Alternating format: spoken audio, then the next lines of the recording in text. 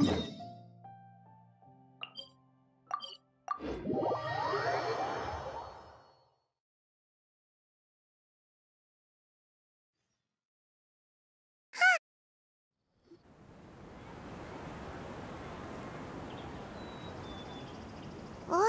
the academia sure is busy during the day.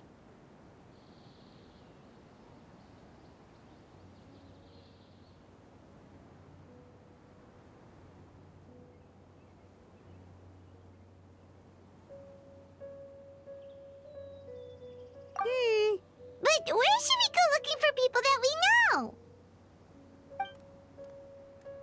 Traveler, Paimon. Sino! It's been so long since we last saw you!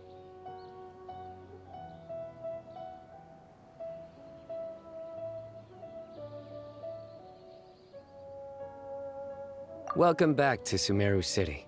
I'm delighted to meet you again. So, what brings you back here? Oh, nothing in particular. Paimon just saw a really big mushroom out on the road the other day and suddenly missed all our friends in Sumeru. Funnily enough, we were reminiscing about you recently too. It was at a group dinner. I look forward to hearing about your travels. Something tells me we must have a lot to catch up on.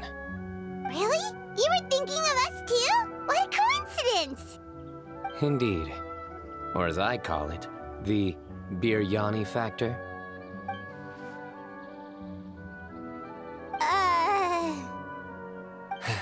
You really want me to say the rest? Okay. It's always rice to meet stew again. Oh, darn, he said it.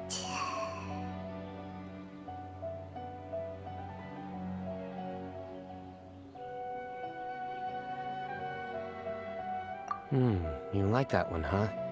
You must if you remember it after all this time. Admit the truth. You have long been in awe of my razor-sharp wit. All right. Here's your 500 Mora.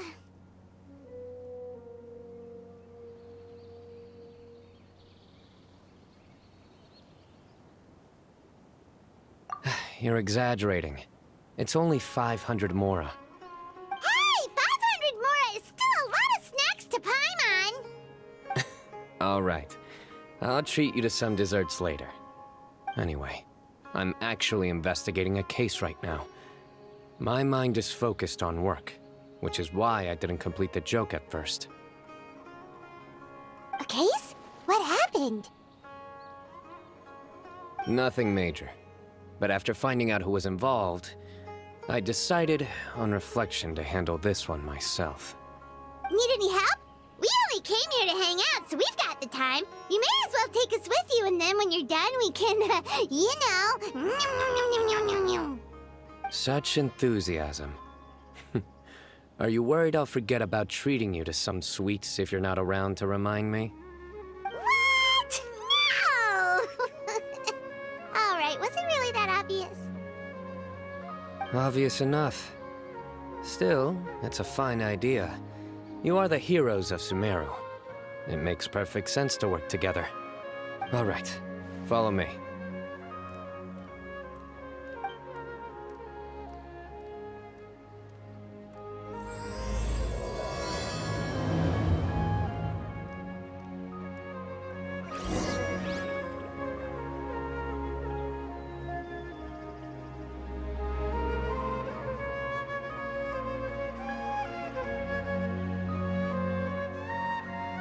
Osmanthus wine tastes the same as I remember. But where are those who share the memory?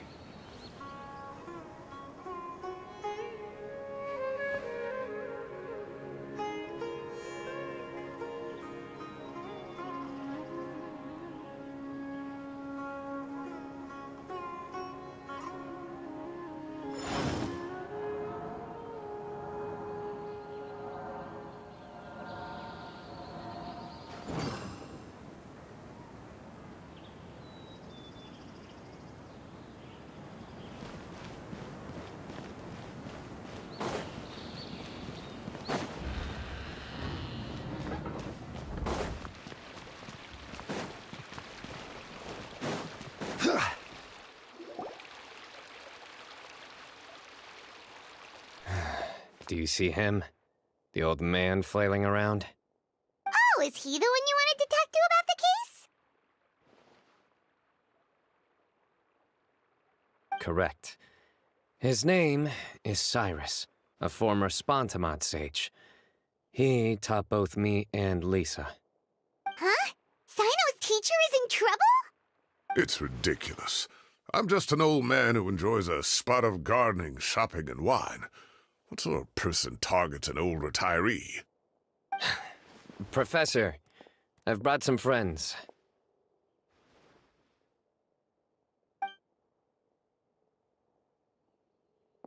Ah, Sino. Now who do we have here? Hold on, let me think. A flying fairy dressed in white? A youth who does not seem to hail from this land? My goodness. You must be the legendary traveler in Paimon. I've heard all about what you've done for Sumeru. Wow, looks like we're really famous. I've told him about you before. You are my friends, after all.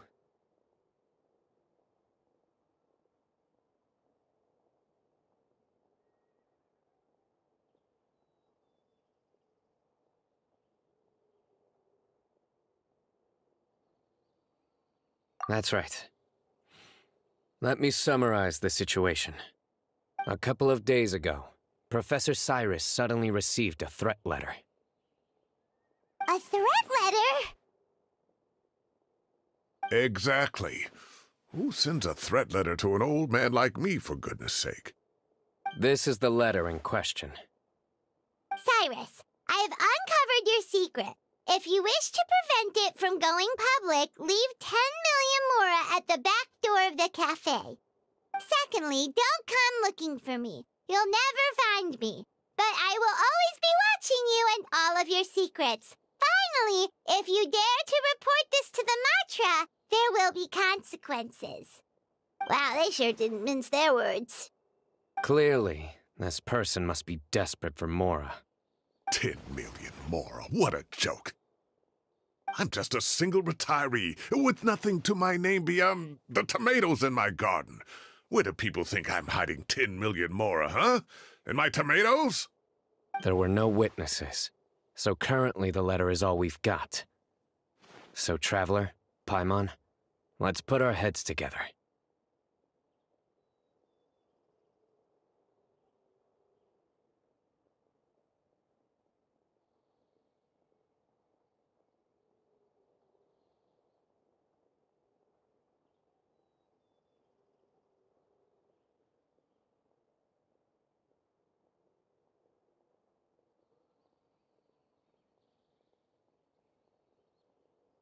Paimon's ready too. All right, take a look. Do you see anything suspicious?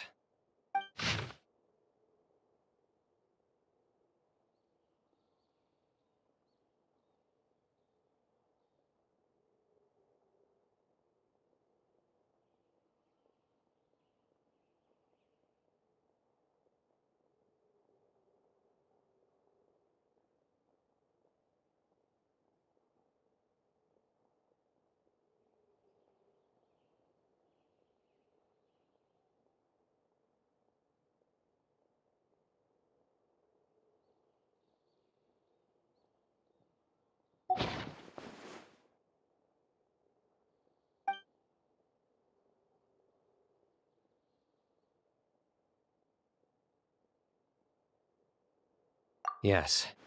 Some of the strokes are blurry. So is there something wrong with the ink? Possibly. And I bet the paper has something to do with it. Most of the paper around here is much smoother than this, and the ink is absorbed quickly so it doesn't run. This paper, meanwhile, it's very coarse-grained. Almost as if it's made from some sort of plant matter. It's certainly not the same paper as we use in the academia. But the ink is nothing special. Just regular black ink that gets a blue tinge when applied to paper. So do we think the culprit has a connection with the academia or not? Wait, check this out! Looks like this part got wet at some point. Agreed.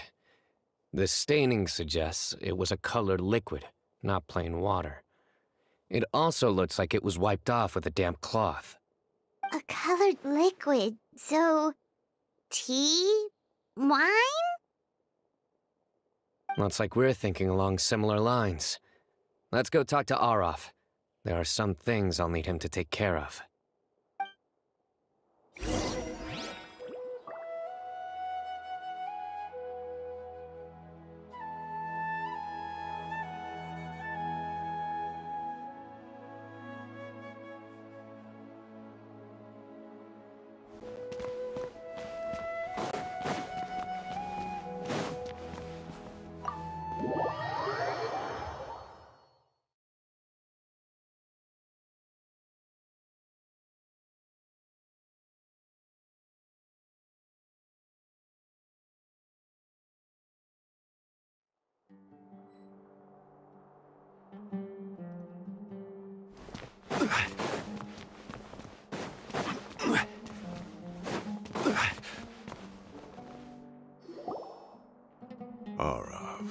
Arav.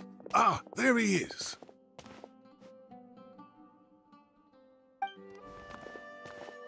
Mahamatra Sino. Sir Cyrus. Ah, and the Traveler and Paimon. It's been a while.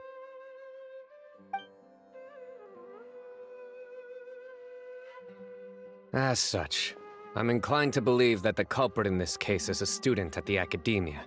Somebody young and strapped for cash. Oh, one last thing. I'd start your investigation by taking a look at the cafes in the city. Oh, of course! You think the culprit spilled their coffee on the ladder, huh? They do look like coffee stains to me. Also, if I'm not mistaken, the letter is written on a type of scented paper that has aromatics added during the manufacturing process. The kind often provided as writing material for customers in cafes and taverns. Ah, of course. Yes, like they sell in the gift shops. I remember now. Zaha Hadid bought some a while back. She said she was going to use it as wrapping paper for a vase. Understood. I'll assemble a team to investigate the points of interest immediately. You have my gratitude. One last thing. Send some Matra to guard the entrances and exits of Sumeru City. And change into plain clothes. Don't let them see you coming. Will do.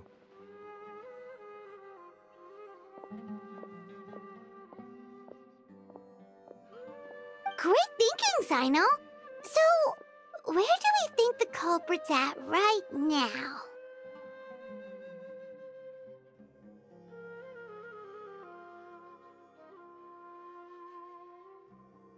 Yeah, they've probably been lying low at home waiting to see how Cyrus reacts.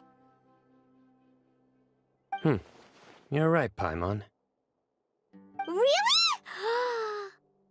Which part? The culprit's approach. Whatever happens, they need this Mora. But just because they warned Professor Cyrus not to go to the Matra, doesn't mean they know what he'll do next.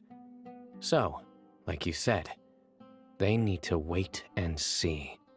And crucially, the culprit said they'd be watching the professor's every move. Huh? Wait, are you saying...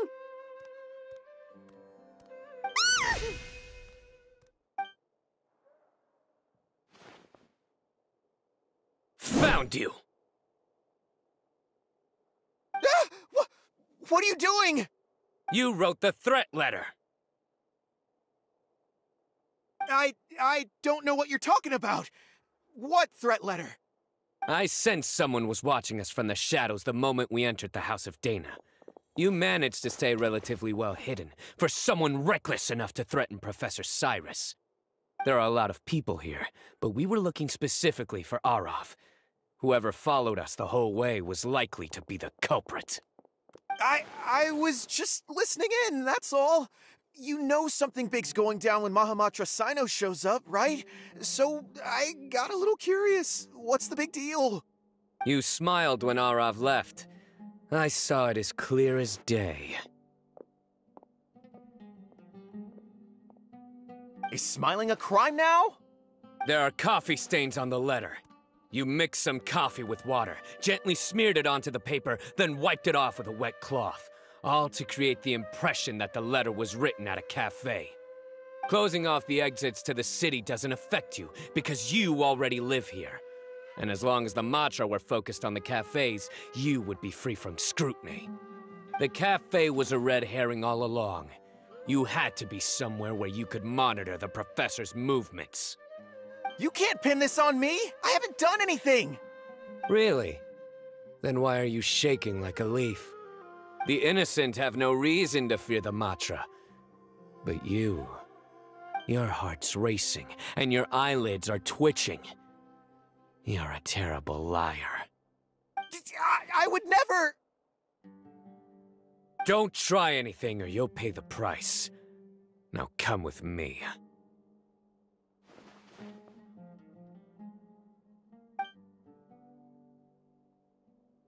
Well, that was over quickly. Sino already caught the guy. You're telling me. One minute I go out for a quick smoke, the next minute I see Arav already on his way back to meet up with Sino. Looked like a young guy, too. Couldn't have been much more than 30. But after what he's done, I'm afraid he's ruined his whole future. Everyone, it's all over.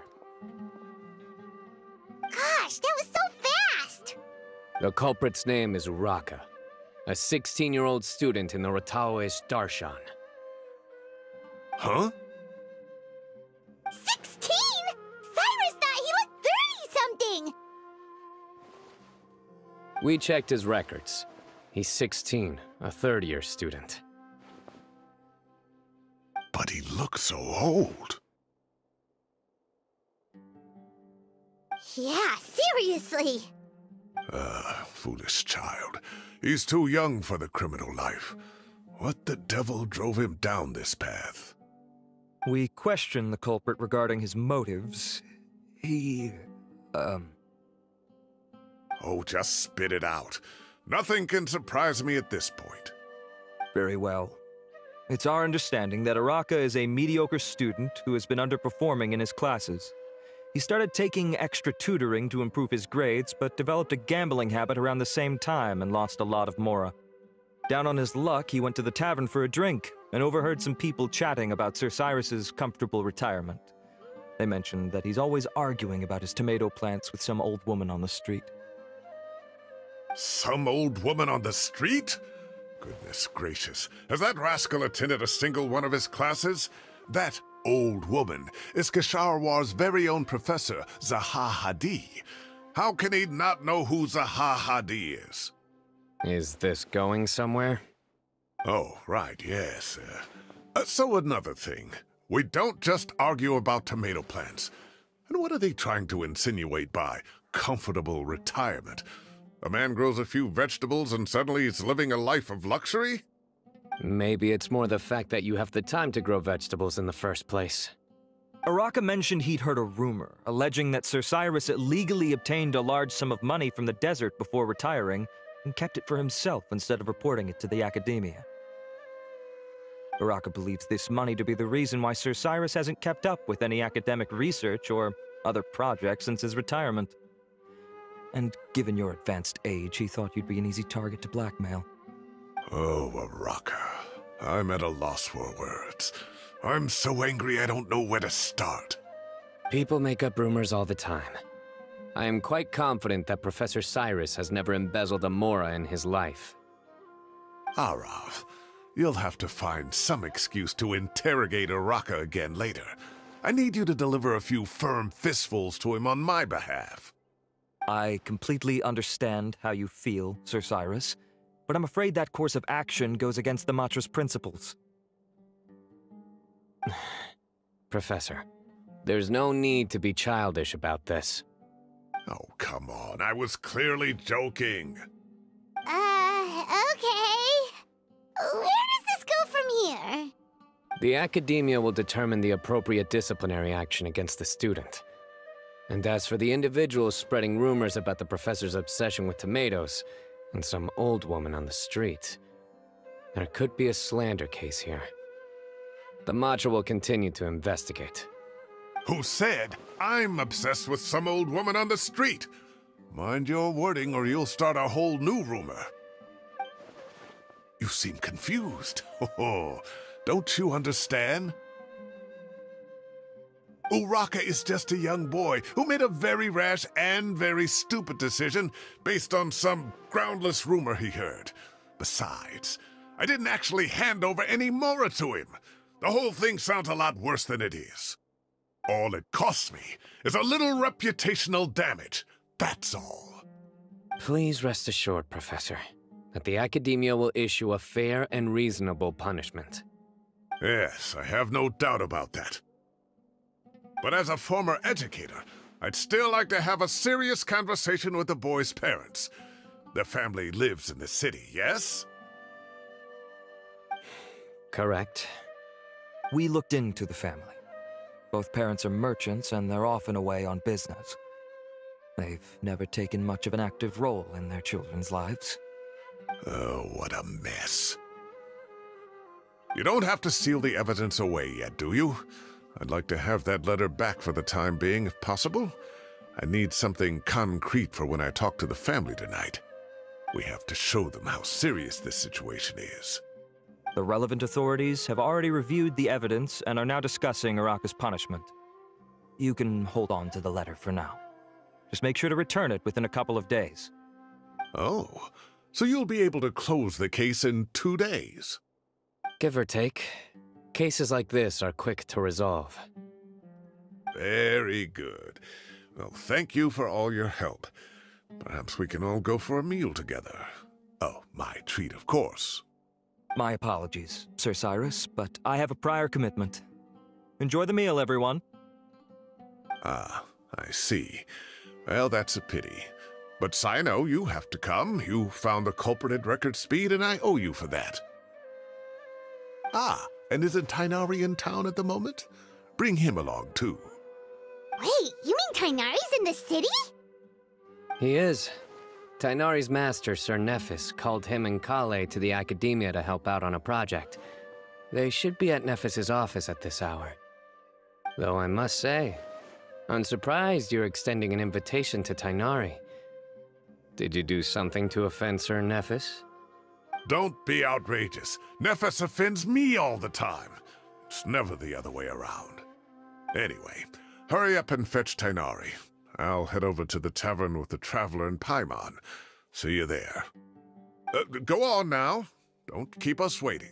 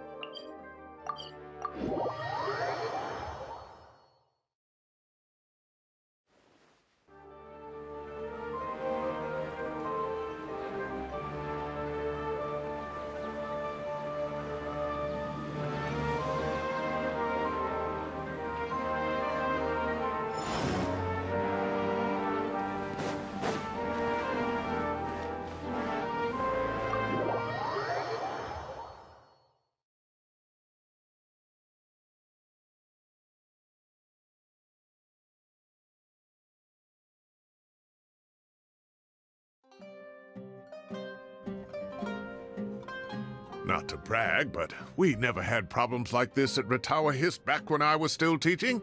And if you don't want to take my word for it, you can ask them. They were students at the time. They'll tell you what it was like, won't they? I was out in the forest at least 4 days a week back then, thanks to a colossal workload from Master. It wrought havoc on my poor tail, so I didn't exactly keep up to date with what was going on at the Academia. Most of what I know, I heard from Sino after the fact. Professor's become a lot more laid back in his retirement. He used to be far stricter, and was especially known for being extremely principled. Wow. It's hard enough to stay true to your principles as a normal person. I can't imagine doing that as a sage. It's a pity Kale wasn't around at the time. I would have happily taken her on as a student. And then we'd have one more person who has to address Lisa as upper-class woman. Really? Can't you just call her Lisa? She seems to prefer it when people treat her like an older sister. Oh, believe me, back when she was a student, nothing made her happier than the younger students acknowledging her seniority. Whoa, more food? Are you sure about this? We don't want to take advantage. Oh, don't worry about it. Order whatever you like. And if it's not enough, order some more. After all your help today, treating you to dinner is the least I can do. I thought I heard some familiar voices. Ah, and Sir Cyrus is here as well. Oh, Kave, it's been a while.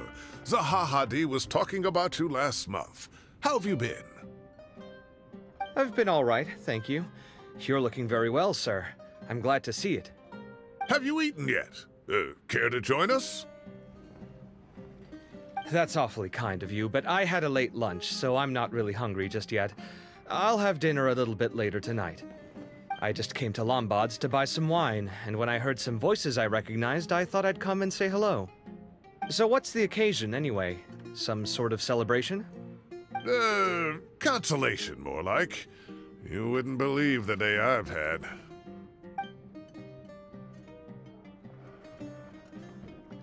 Sounds like things have really gone downhill since I was there. My whole time as a student, I've never heard of anything remotely like that. I can't believe how young the guy is. What are his parents going to think? Young people are always more susceptible to making rash and ill-advised decisions. Their minds are still developing. It's just an unfortunate fact of life. But still, this boy has some nerve. Just look at what he wrote. Oh, it makes my blood boil. Wow, yeah. Jeez. I will always be watching you and all of your secrets. And then he just followed you into the house of Dana? If this were my son, he'd get the scolding of a lifetime. Oh. Luckily, I'm also an extremely principled person. Kave! Your order's ready, sir! Coming! I'll have to get going. Have a nice evening, everyone. I'll catch you all another time. Okay, bye-bye! Here I am. The coffee beans are in here too. Yep, it's all there. I'll stop babbling away now.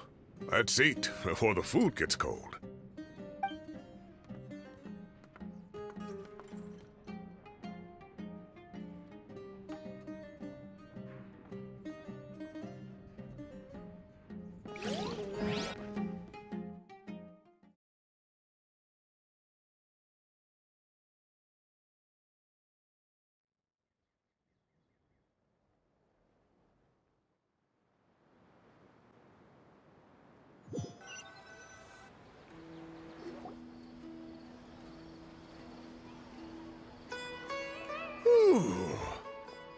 Oh, too tasty. Paimon's belly is about to explode. Oh, mine too. I'll have to walk home to burn some of it off. Thanks for dinner, Sir Cyrus. Master Tainari and I will bring you some homemade herbal tea next time. It'll do wonders for your sleep. Well, I look forward to that.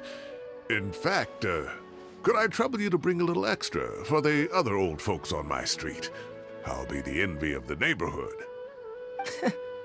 No problem at all. I'll pack some up and bring it over.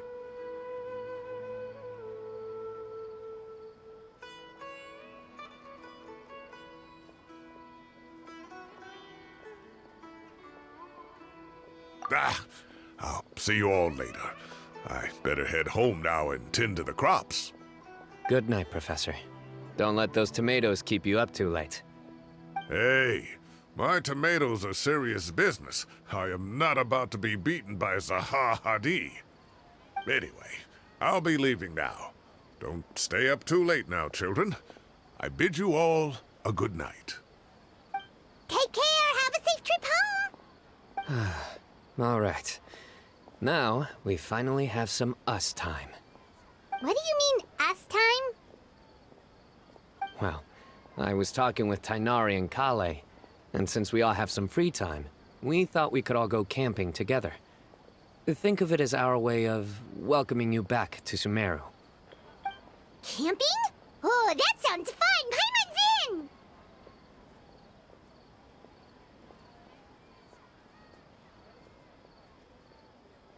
Wait, no! That's my job! Don't take it away from me. Why don't you and Paimon help out Master or Sino? You don't have to play the hero when you're out with us.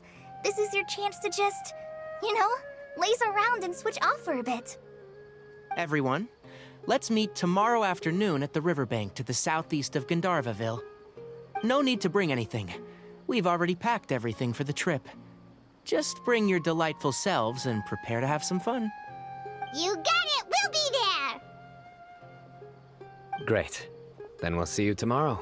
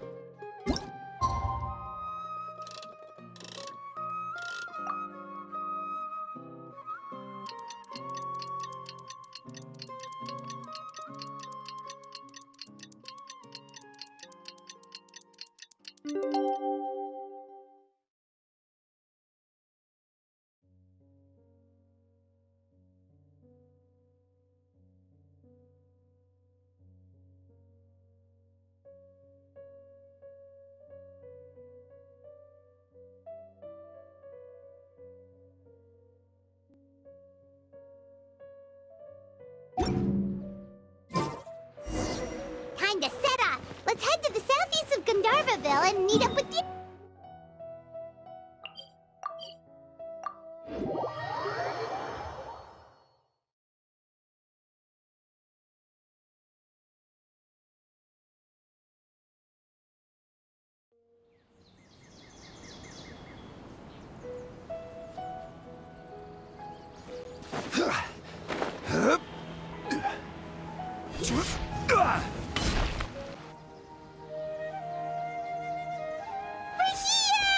Wow, you guys are ahead of the game. You set up the tents already.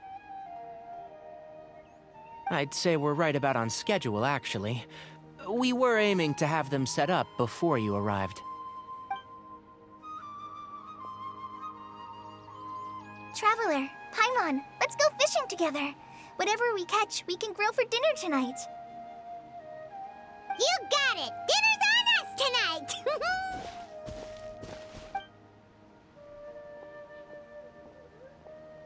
I hope I can contribute too. The other forest watchers gave me some fishing tips a little while ago. I'm really looking forward to giving them a try.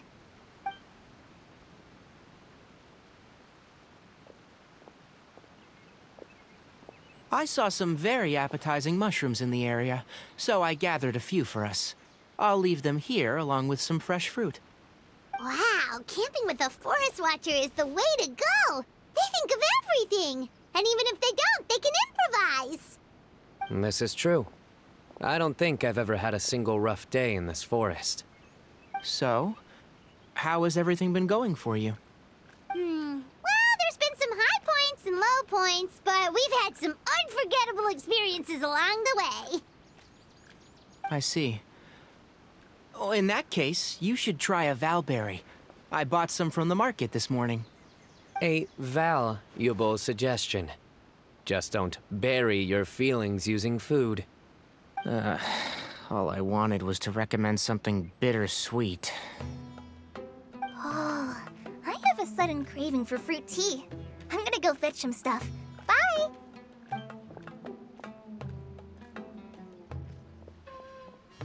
She sure made a run for it.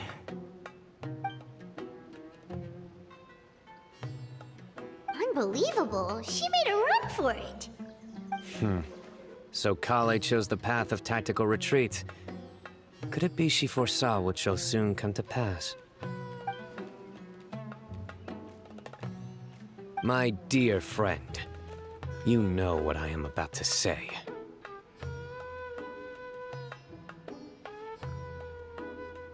Oh, drat. A flat-out rejection. But this isn't over. It's only a matter of time before I challenge you again. So be ready. Ugh, this guy. Somebody make it stop.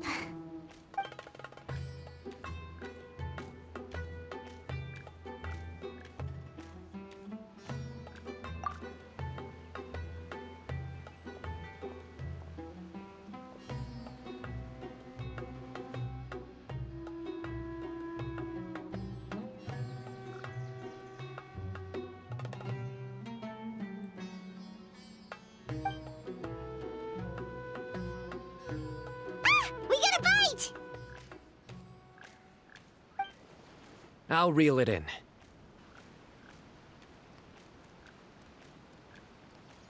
Firewood, spices, snacks, and drinks. Everything's ready. Once Kale gets back, we can light up the fire and start grilling.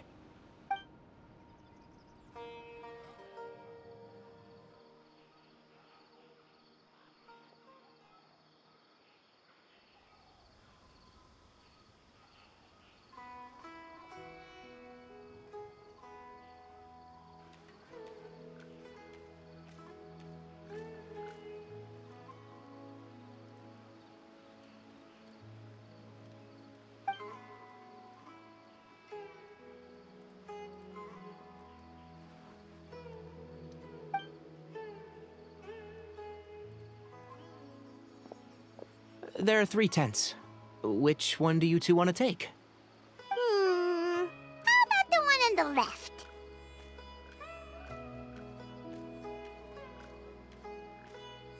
Well, Paimon just thinks the ambiance here is a little better. True. But it's also the closest to the water. If there are any sleepwalking fungi around tonight, they might stumble into your tent. Well, that's no good. Take my weapon. You can use it to bar the entrance. Anyone would think you were sealing the gates to King Deshret's mausoleum. Excellent.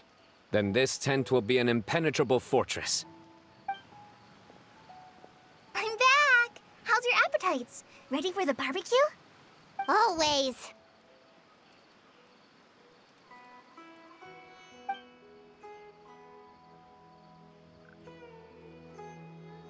Oh, it smells so good. Paimon's drooling. Someone sure is desperate to eat. I think it's time to add the seasoning. How do you like your skewers? Well done? Medium? Rare? Wait, what? Isn't that just for steaks? Hey, if it works for steak, maybe it works for other things too. Medium well for me. Okay, these are about ready now then. It'll be a few more minutes for anyone who wants theirs well done.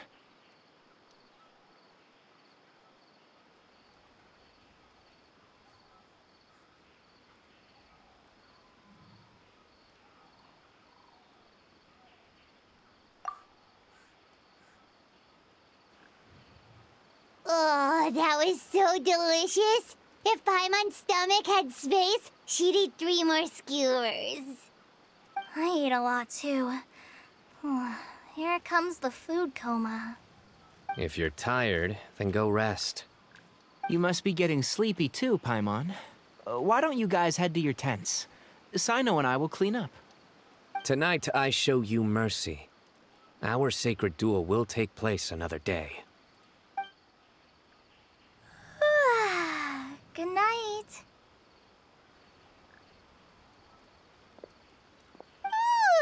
Paimon's struggling to keep her eyes open.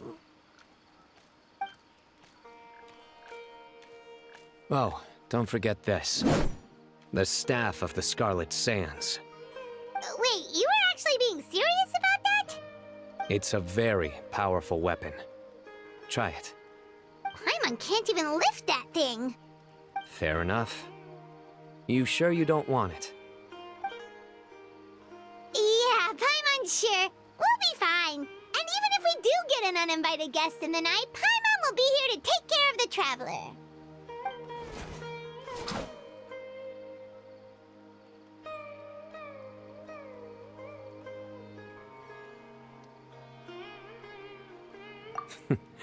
That reminds me of a parting king of invocations.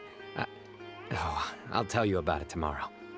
But right now, it's time to rest. Sleep well and sweet dreams.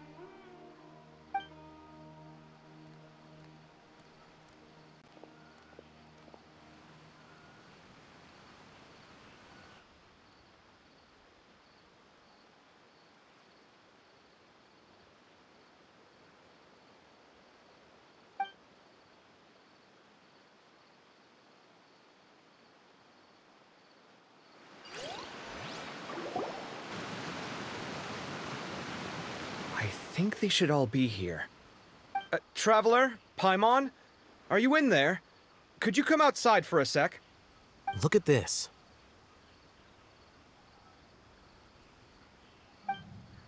What the? What's this sword doing here? Is it supposed to keep out intruders? Evidently. What? Who is it? Oh, what time do you call this?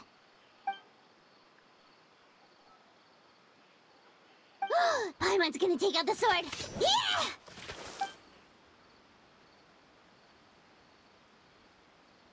Oh, hey them, Kaveh! What are you doing here? It's the middle of the night!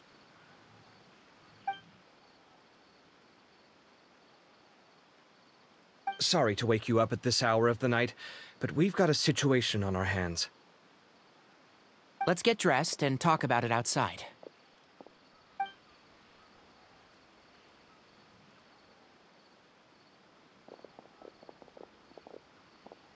Something has come up, and since it pertains to Cyrus and Cyno, I deemed it essential to inform you all.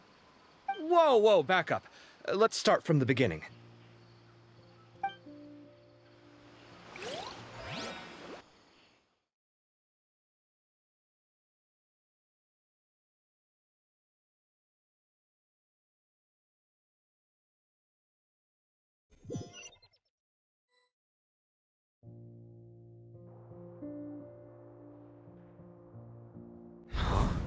Where'd the wine cups go? I could have sworn I left them here after I washed them. Ah, there they are. I'll have a cup too.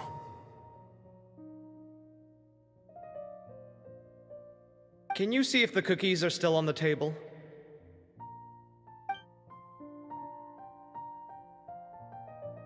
They are, and so are the fruits.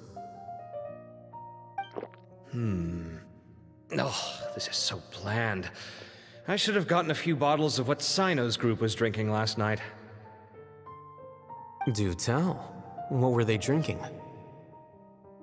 Oh, right, I forgot to mention. So, I ran into Cyrus yesterday evening when I went to the tavern to pick up some things.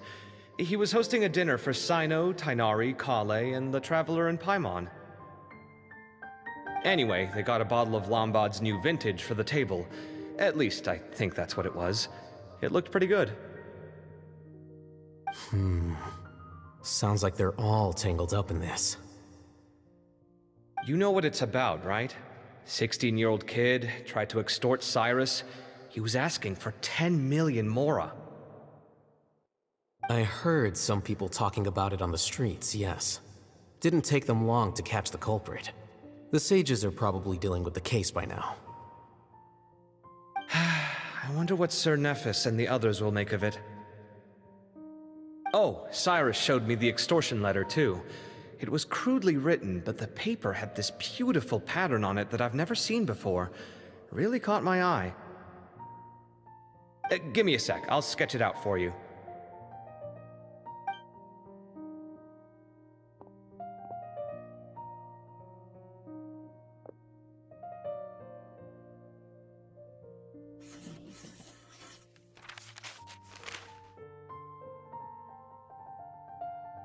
Okay, done. take a look. You see what I mean? I don't think I've ever seen writing paper like this around before. God knows where the culprit got it from. Interesting. These are all motifs associated with the tribes of the desert. What? Really?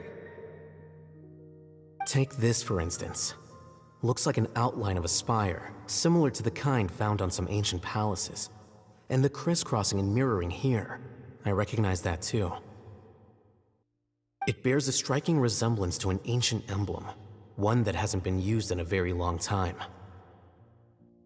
Whose emblem is it? It's the emblem of the Temple of Silence.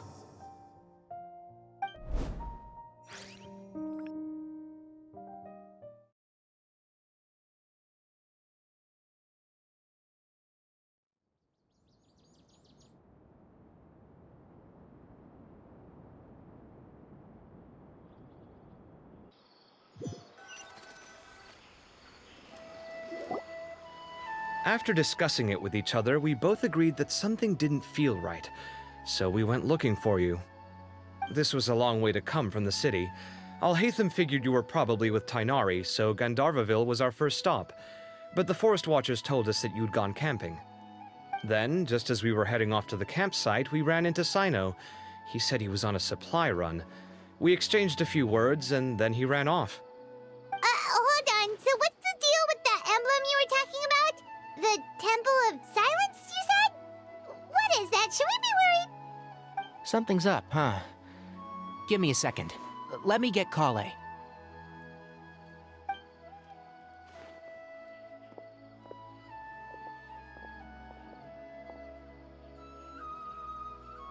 So you've never heard of the Temple of Silence? Well, to put it simply, it's an organization that has existed in Sumeru for over 1,000 years. These days, you can find a Temple of Silence office in the academia. Theoretically, it's responsible for the custody and disposal of information and documents not fit for public dissemination. At least, that's what they tell the outside world. In truth, it's essentially a vestigial institution nowadays. There's an office with their name on it, but it's functionally obsolete. Historically speaking, the original Temple of Silence is said to have been established by Hermanubis, one of the 7 pillars of King Deshret and the greatest of all sages. Most of the organization's members hailed from the desert. By contrast, none of the Academia Temple's current members are from the desert region, nor do they use any symbols connected with the desert folk. So the Temple of Silence at the Academia is just a fake? Wow. It's possible. The real question is, why? My guess is they're covering something up. So, how do you know all this? Sounds like some pretty top-secret stuff. Did you forget? He did a stint as acting Grand Sage, and kept the pay raise even after he resigned. Oh, yeah! Paimon did totally forget about that. So you took the chance to read all the top-secret documents while you were acting Grand Sage, huh? If you're asking me whether I familiarized myself with the documentation in my office, I would respond that that's a perfectly normal part of any job. So much about this doesn't make sense. Why did the emblem of the Temple of Silence appear on a threat letter from an Academia student to Cyrus? The student's only 16, and doesn't have any family ties to the desert.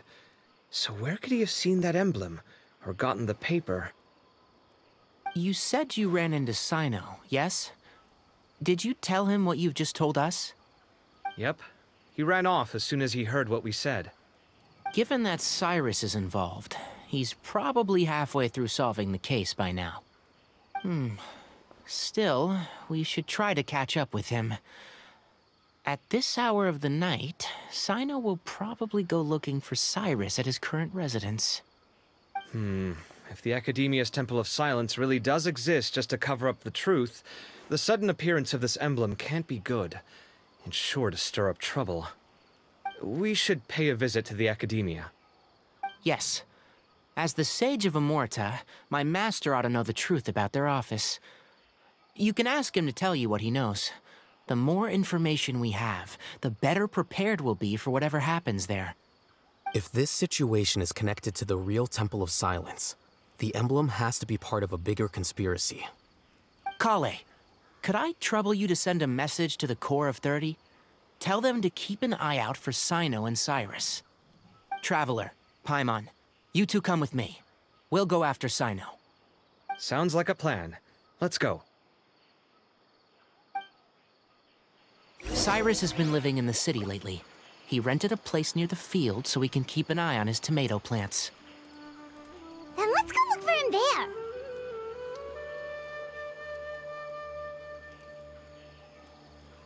Osmanthus and bedrock can be turned to dust. Here we are.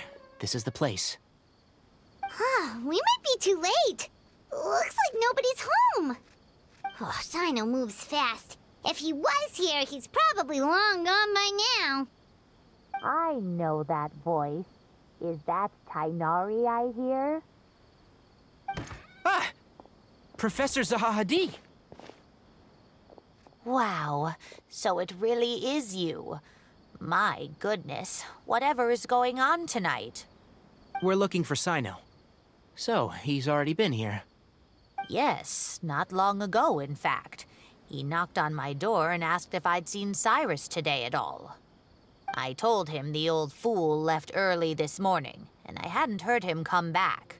So we went to his place, and would you believe it? He's gone. Goodness knows where to. It must have alarmed Cyno, because he took off in an awful hurry after that. He never did explain what this was all about. How serious is it? Well, if Cyrus isn't at home... Oh, it sure doesn't sound good. Professor, did you hear that a student recently tried to extort Cyrus? Why, yes. When I left the house that day, I noticed he was watering his flowers in the field in complete silence. He had a piece of paper clutched in his hand, and he looked lost in thought. I could tell something was troubling him, but he wouldn't tell me what it was. If Cyno hadn't happened to visit him that day, he'd probably still be holding on to that thing. After seeing the letter, Cyno told him to contact the Core of 30, but Cyrus was very reluctant. He claimed it would only damage his reputation. Eventually, he relented, after much persuasion from Cyno. Huh? Cyrus didn't want to report it? Well, that's strange. When we saw him, he seemed pretty okay with the idea of the kid getting his just desserts. As a former sage, it's possible Cyrus still has enemies at the Academia. That's why Cyno was so insistent that he report the matter to the authorities. I was there while they were going back and forth over it. So Cyrus initially hoped to stop this from going public. But why?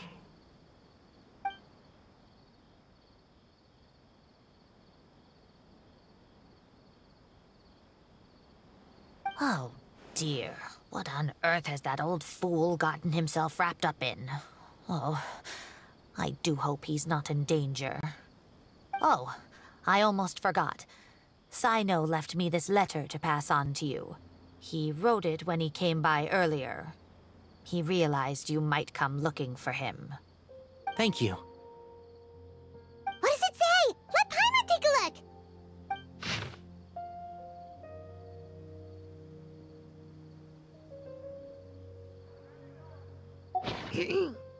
My friends, this is a rather complicated state of affair.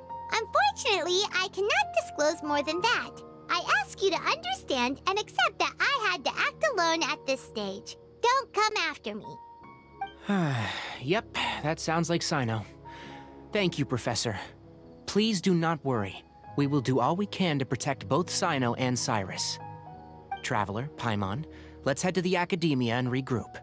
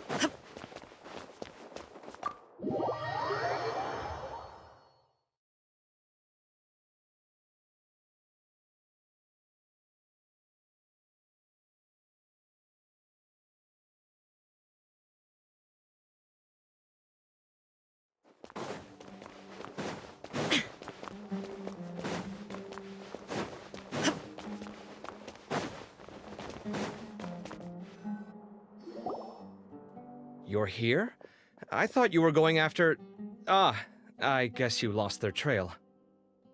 We went to Cyrus's house. No one was there. Sino got there before us, but he was long gone by the time we arrived. He didn't say where he was going? No, he left us a letter and told us not to go after him. Can't say I'm surprised. Typical Sino. Anyway, some updates on progress on our end. I drew the emblem from memory again, but in more detail this time.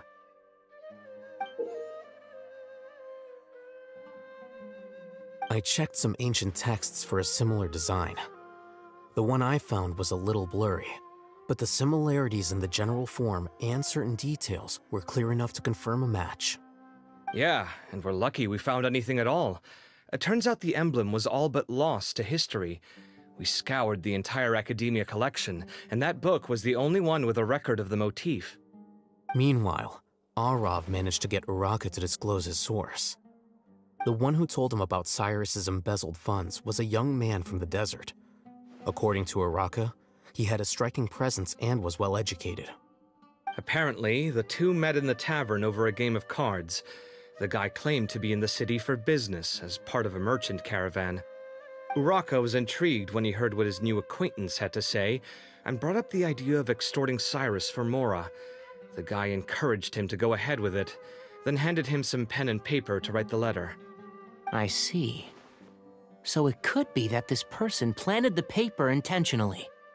So, how do we find this guy? Did Uraka say where he is? He doesn't know. He claims not to have seen him since that day in the tavern. The man gave him some tips on how to carry out the extortion, but from then on, Uraka was acting alone. Nephis and Arav have gone to meet the Core of 30 and review the city's entry and exit records. Also, Nephis admitted that the Temple of Silence in the Academia is just a facade. The true Temple of Silence once came to the rainforest to establish a collaboration with the Academia, but as time went by, the sages gradually became corrupt and foolish. The Temple of Silence felt that they could no longer trust the Academia and ended the partnership. They retreated back to the desert about 400 years ago. Ever since its inception, the Temple of Silence has been the guardians of King Deshret's civilization and belief system. They traveled throughout Sumeru, sequestering and guarding any wisdom that posed a threat to the people's livelihoods. At its roots, it was a legitimate and reputable organization whose purpose was to guide people towards the right path. The Academia of the day knew that the split would damage their reputation if it became a matter of public knowledge. And so, they set up a dummy organization of their own to conceal the truth. Not only that, but they managed to keep up the charade for hundreds of years! So how did Cyrus become acquainted with the true Temple of Silence if they left centuries ago? I'll bet that's the question that bothered Sino. Probably why he went after him in such a rush. Whoever is behind this, getting Uraka to extort Cyrus was only the first step of the plan. Their true goal in doing so was for Cyrus to see the emblem on the letter. He must have recognized it right away. That'll be why he didn't want to involve the authorities. He probably hoped to take care of the whole thing by himself. Unfortunately for him, Sino had other plans. Since the desert is where the Temple of Silence originated, that is in all likelihood where Cyrus went. I have to go after him. Really? Are you sure that's a good idea, with how you respond to the heat? Why don't we send someone else? I should be fine, as long as I bring plenty of water. Besides, I just can't shake this ominous feeling that if we don't catch up to them soon... Everyone, I have news from the Core of 30. Master! Oh, so that's Nafis, Tainari's master? Oh, we're finally getting to meet him in person!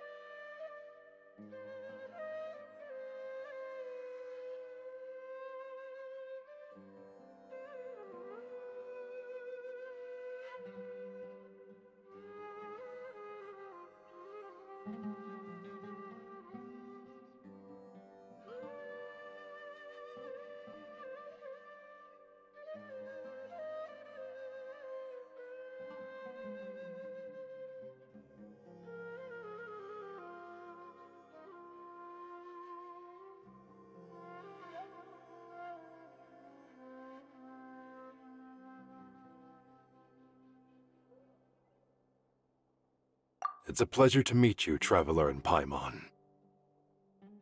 Several independent eyewitnesses have reported seeing Cyrus and Mahamatra Sino leaving the city at different times.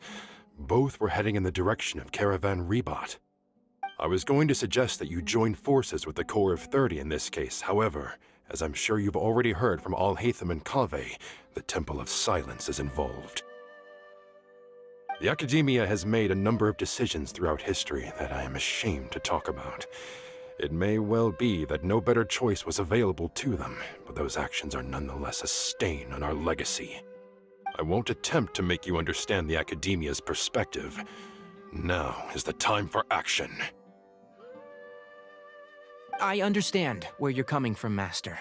But I'm afraid the situation might be more complicated than we thought. I think we need to keep a low profile, or risk making things worse. Good point. If Cyrus is involved with the other side, or worse, if he's fallen into their hands, and...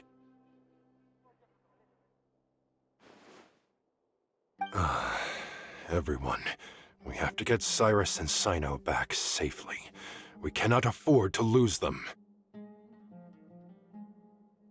Need our help? Whatever you need, we got you covered. Really?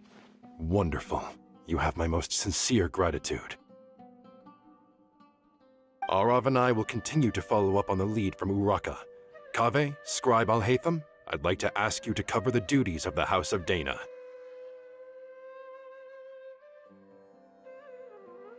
Tainari, you're planning to go into the desert, correct?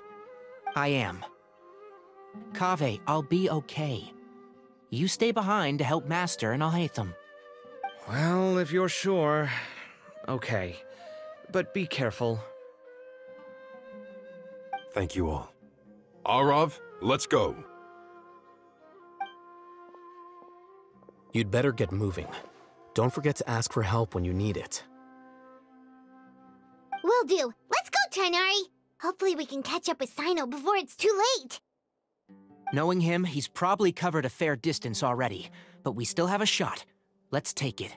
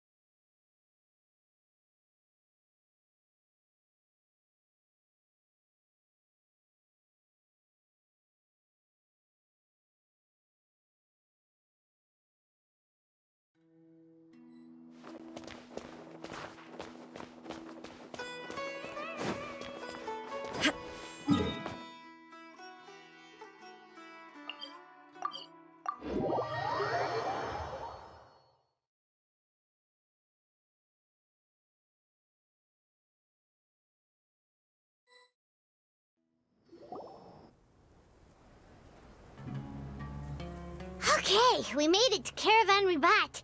Where should we go next? Maybe we should ask the nearby guards if they've seen anything. Hold on. Look over there. Is that Dia? You sure you want to brave the desert alone? I mean, it's your choice at the end of the day, but still. It's not my first time. I'll be fine. Sino. If you're really going to go through with this, then at least take our advice. When you're packing for your trip, budget for 5 days more than you plan to spend out there. Makes sense. Okay, I'll go get ready. Thought we might find you here. You're trying to retrace Cyrus's steps, aren't you? Didn't I tell you not to come after me? I thought I had a good lead on you. Well, sorry, but we never agreed to that. Why would you go off on your own like this?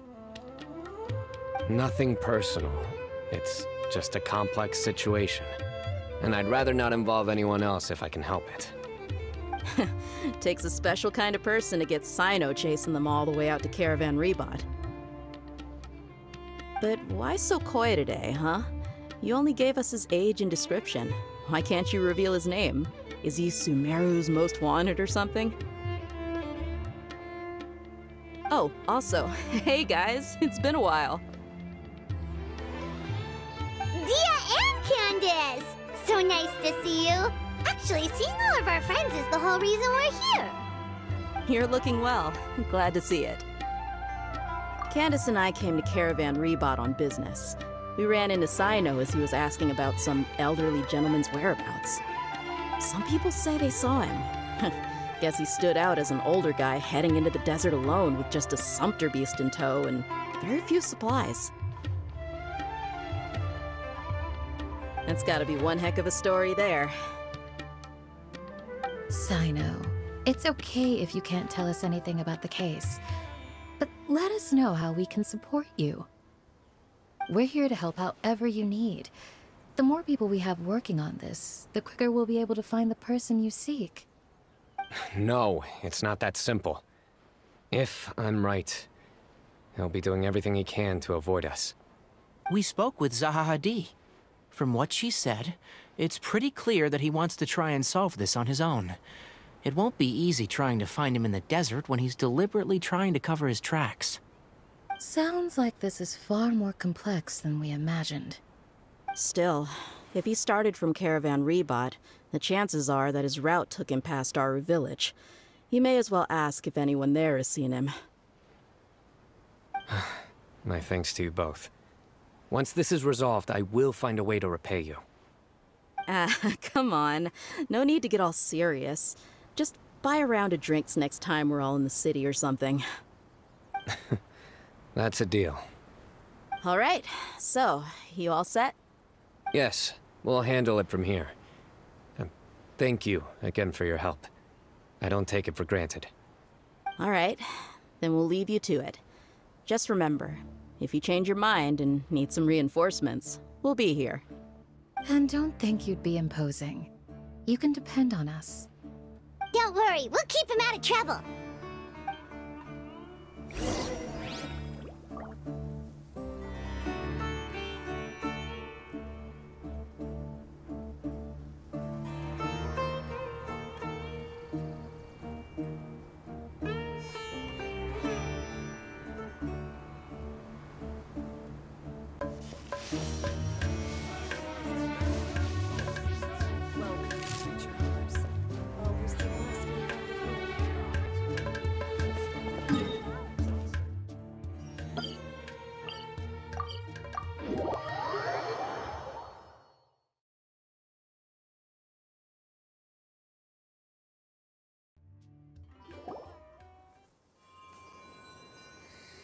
Hold on. There's a few things I'd like to clear up. Go on. So, after you left the campsite, we had a longer talk.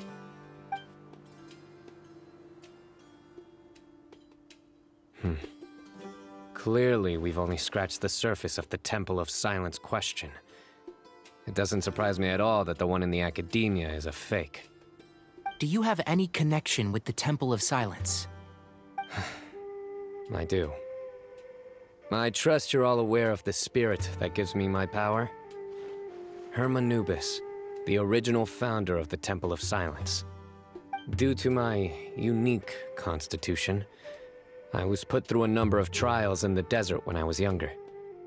Later, I met the professor, and he brought me to Sumeru City. But my memory of that time is hazy. I can't recall much. It's a good thing that Kaveh noticed the emblem on the letter. Without that, I don't know if we would have connected the dots and realized there was more to this case than mere extortion. I did not recognize that symbol at all. Whether that's because I've never seen it, or because my memory fails me, it's hard to say. Yeah, you're right. Thank goodness for Kaveh, and for Alhaitham's diligence during his time as acting Grand Sage. But Cyrus must have recognized it right away, right? Otherwise, he wouldn't have had any qualms about you reporting it. Oh, maybe his connection to the Temple of Silence goes even deeper than yours. I suspect so too. Professor has never once mentioned the Temple of Silence in conversation. And whenever the conversation turns to Hermanubis and the concept of spirit indwelling, he avoids going into any depth. Well, speaking of avoiding things, you do realize, don't you, now that we've caught up with you, you're stuck with us for the rest of the way? I am aware. And I have accepted it. Or rather, I don't see how I could manage to ditch you en route, so I might as well accept that you're coming with me. That's right. Fact is, we're coming with you whether you like it or not, so the best option now is to try to look out for each other. Ha! Fair enough. Then at least let me buy you a drink once we're back in the city. Works for me. All right, off we go. Let's start by seeing what the guards here can tell us.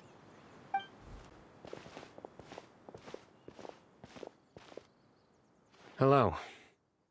Mahamatra Sino?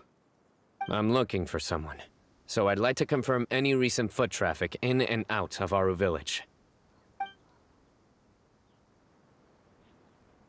A man matching that description passed by Aru Village not too long ago. He stopped by to load up on food and water and feed his sumpter beast, then he was on his way. Where was he going? Let me think. He took a seat by the entrance of the village for a while, and had a brief chat with the person who came to deliver the water. He said he was headed somewhere near an oasis, but he didn't mention which one. Do you have a map? I can mark out the direction he was heading and the best routes to any nearby oases. I have one. Mark away. Great.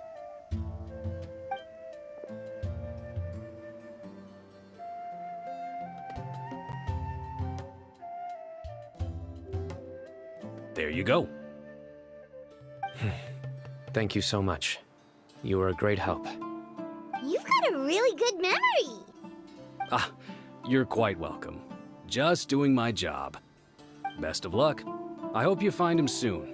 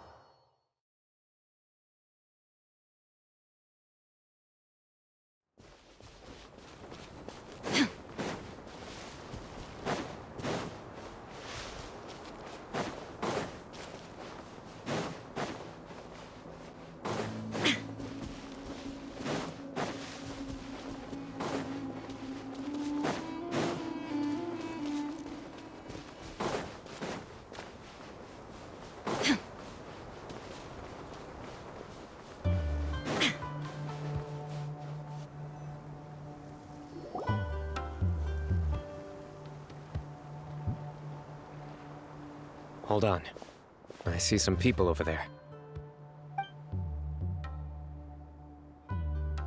Do you think it's safe to ask them what they know? Should be. I'll go... No.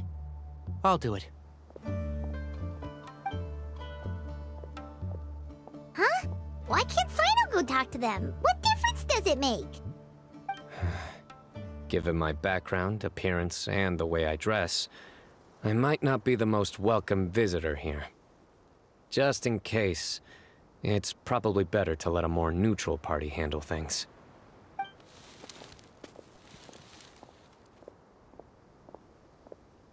Ah, hello there. I hope I'm not interrupting. My friend and I are looking for an elderly man who's gone missing around these parts. Any chance I could ask you a couple of questions? Oh, a missing person, huh? Sure. What do you want to know? I'm just wondering if you've seen him. Let me give you the details.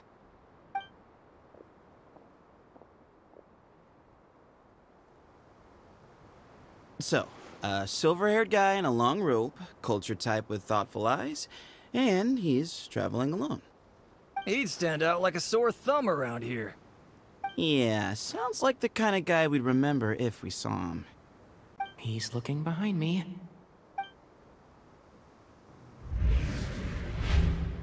Uh-oh. That guy's looking our way. Your friend over there stands out a lot, too.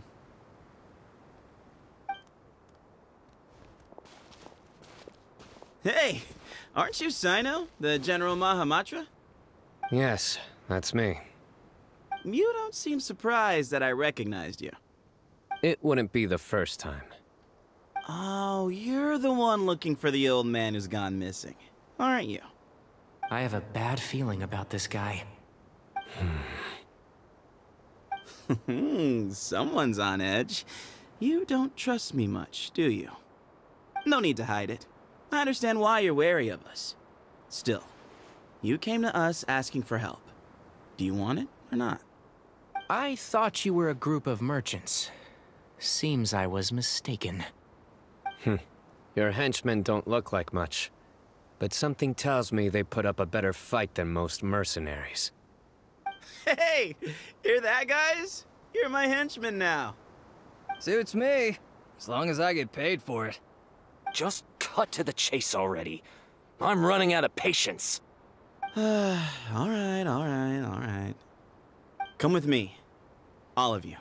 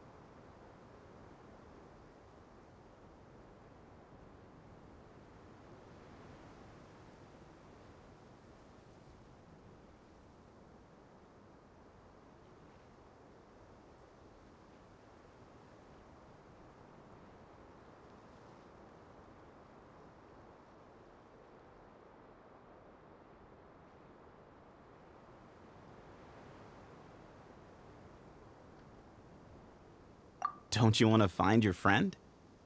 A silver-haired, long-robed, culture type with thoughtful eyes? Sounds like there's a whole other side to Cyrus I didn't know about. So you know where he is? Just follow me. I'll take you to him.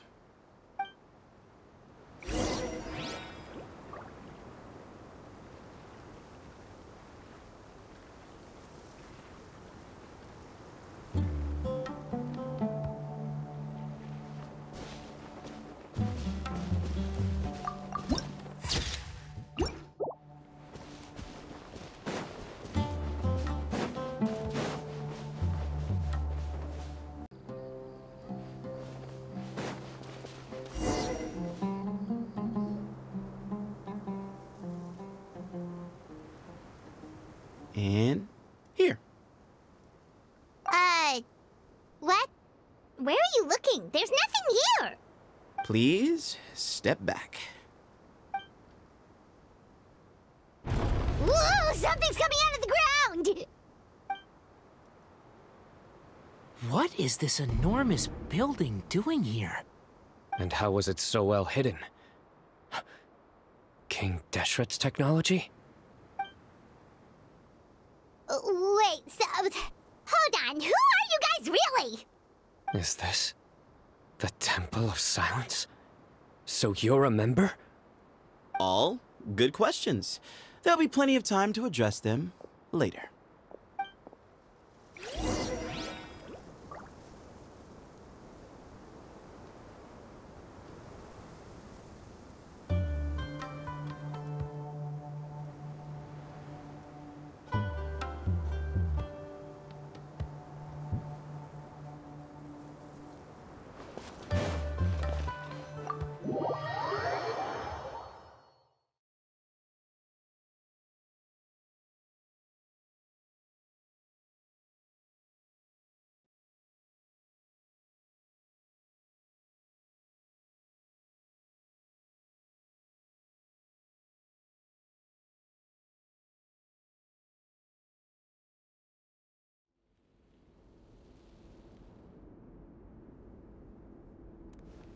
This is not what Paimon was expecting to find in the desert, especially not hidden right next to an oasis.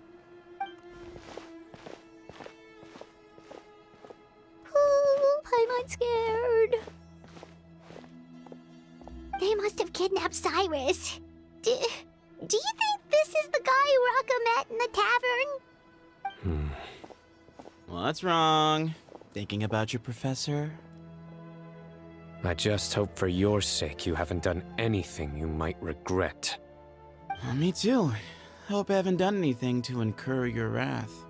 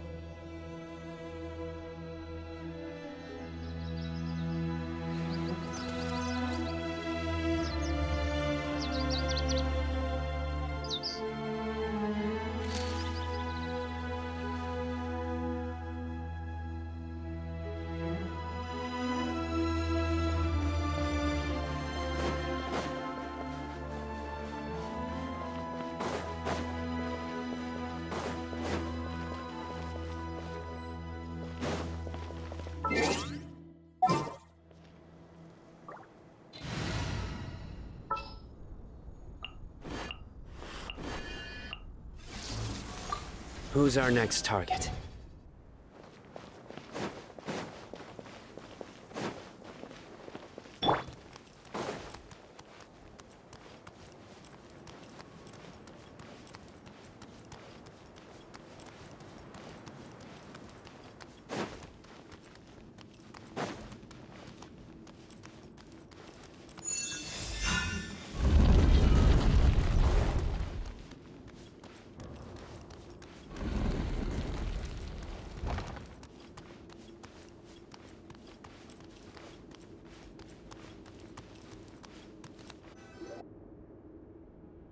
All right. You can wait here for now. I'll inform our leader that you've arrived at the Temple of Silence. Sit tight until he comes to greet you.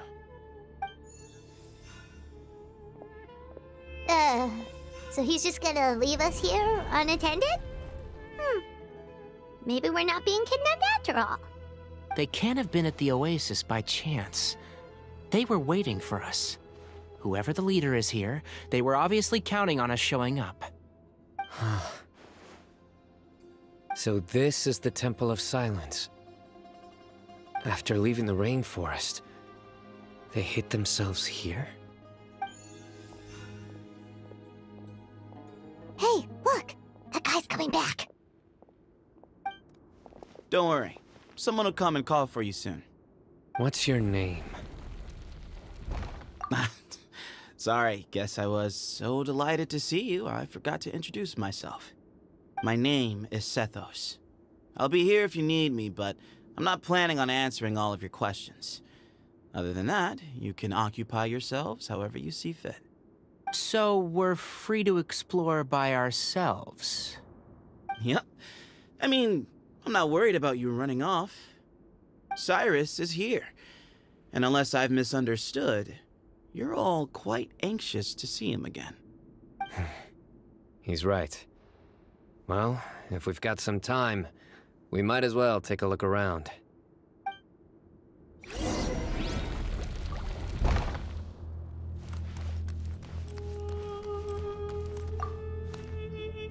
I never imagined that the true Temple of Silence would be hidden somewhere like this. We've passed through these parts before, but never noticed anything. That's King Deshret's technology for you, I guess. It borders on the miraculous. Amazing to think that it's been preserved intact all this time. We should be wary of our hosts. Still, at this point, we can be confident that the professor is safe and sound, so that's something.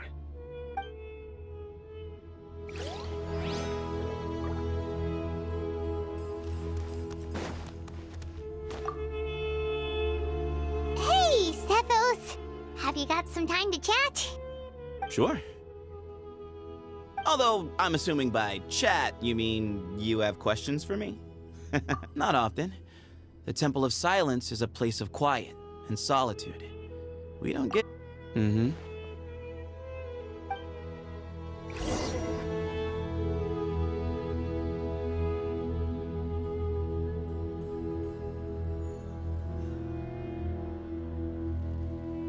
Ah, here he is.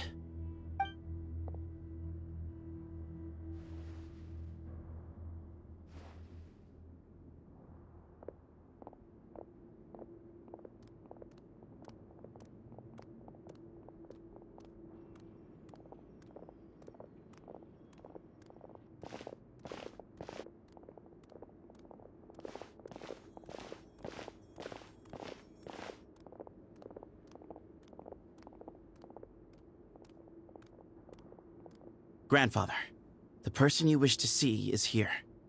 Well done, Sethos. Greetings, one and all. I am Ba Moon, the current leader of the Temple of Silence. I know why you are here, and I thank you for your patience. Bring him out.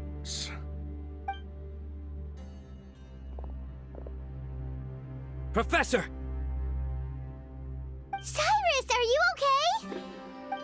Ah! Watch what you're doing!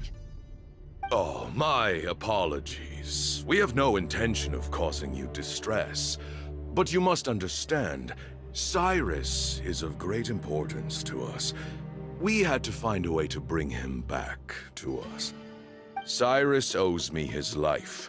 And to the Temple of Silence, he owes a debt of gratitude. I let him go a long time ago, but now, the time has come to demand payment. I wanted to end my feud with this old bag of bones before you caught up with me. But you got here so quickly. Just leave, Sino. This is a matter between us two old men. You're all too young to get involved. So that's why you didn't want to report the letter. You'd made up your mind to come here from the beginning. You only left in such a hurry to try and throw us off your trail. Some things in life catch up with you, no matter what you do. You shouldn't have come. That alone brought the others. Sino didn't make us do anything. We came here for the same reason he did. To rescue you. We'd appreciate you telling us the truth. Otherwise, it seems a little unfair on everyone who had to stay behind. My secrets are secret for good reason. Bringing them to light can only lead to misfortune. You're afraid, aren't you? You can't bring yourself to speak of your past deeds to the students you nurtured as if they were your own children. You recognized our emblem because for many years you lived among us. Indeed, you all but became one of us. You knew as soon as you saw the letter that we, not Uraka, were the ones speaking to you. It threatened you only because you know what you did. Your own guilt convicted you. For you, Cyrus, are a traitor. You once shared your learning with us, and joined us in our mission to revive the might of Hermanubis, to bring new hope, new opportunity. But then you betrayed us. You bargained for your independence with your past contributions. And then you left, taking with you Hermanubis' might and the wielder of his power. We both know what I said to you that day. That as the leader, I grant you permission to leave, but that one day, the sands of time will catch up with you. And when that day comes, you must pay the price you owe. You really know how to hold a grudge. Hermanubis' might? And the wielder of his power? Does he mean you? Professor, anything to say? The moon is right. I came here once before. He rescued me from the brink of death once, many years ago in the desert. When he learned that I was a scholar, he invited me to come here and revive the might of Hermanubis together. It was a great, daring plan, and one shrouded in secrecy. The Temple of Silence had been bereft of Hermanubis for too long. The strength of its faith and its warriors were waning. Bamoon proposed that we implant bar fragments, shards of Hermanubis, into the bodies of suitable vessels. If the experiment was successful, the spirit of Hermanubis would then dwell within the vessel. Many believers volunteered themselves for the experiment. But we soon discovered that the bodies of grown adults could not withstand Hermanubis' power. In the end, Bamoon offered his own adoptive grandson. One other child was identified as a suitable vessel, and his parents agreed to release him into our custody in exchange for a small fortune. These two children were our only hope for hosting Hermanubis' power. For many years, the Temple of Silence had been in possession of 2 Ba fragments from Hermanubis. As remnants of his raw power, they were exceedingly rare treasures. The test subjects were sent into a room that had been prepared for the ceremony, and instructed to approach the Ba fragments, whose power had been amplified. If, after some time, this power did not repel them, this would mean that they were suitable vessels. The original plan was for a 3-stage experiment: resonance, implantation, and recovery and observation. The resonance stage went quite smoothly for both candidates. As the 2nd stage began, I realized a decision had to be made. Should we implant the fragments one at a time? This would allow us to monitor the results after the 1st round and adjust our plan accordingly. Or alternatively, We could implant each fragment in a different vessel at the same time and compare their effects. But as I was deliberating, both Ba fragments suddenly became active. They glowed with a light we had never seen before. I knew that if they were not implanted right away, they would disintegrate and be gone from the world for good. Our two vessels had both displayed great promise by successfully resonating with the fragments. Under the circumstances, the thought of implanting both fragments into the same vessel seemed out of the question. To preserve our faith and our power, we implanted each of them with a single fragment. Ultimately, I ended the experiment and left, taking one of the children with me. In recognition of your past contributions, I chose not to send someone to hunt down and kill you both. Your lives were spared, but I have paid a great price for your betrayal ever since. I have always wanted to see you, Sino. Losing you and your Ba fragment dealt us a devastating blow. We've been in decline ever since you left. I see. So that's how I gained my power. Look, in essence, I borrowed your Ba fragment for a decade or so. And now you are seeking justice. If you want to take my life, then so be it. I'm an old man now anyway. But you cannot lift a finger against Sino. He is the General Mahamatra. Your actions would be seen as a declaration of war against the Academia. I'm sure you don't remember anymore, dear Sino, but you've met us all before. You were so young then, when we all gathered around and celebrated the revival of our Lord. You and he, Sethos, you were our final hope. You'd like me to return my power? As a follower of Hermanubis, I have allowed this power to remain in the rainforest for far too long.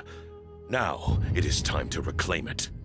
That power is not yours to reclaim. Sino was chosen by the gods.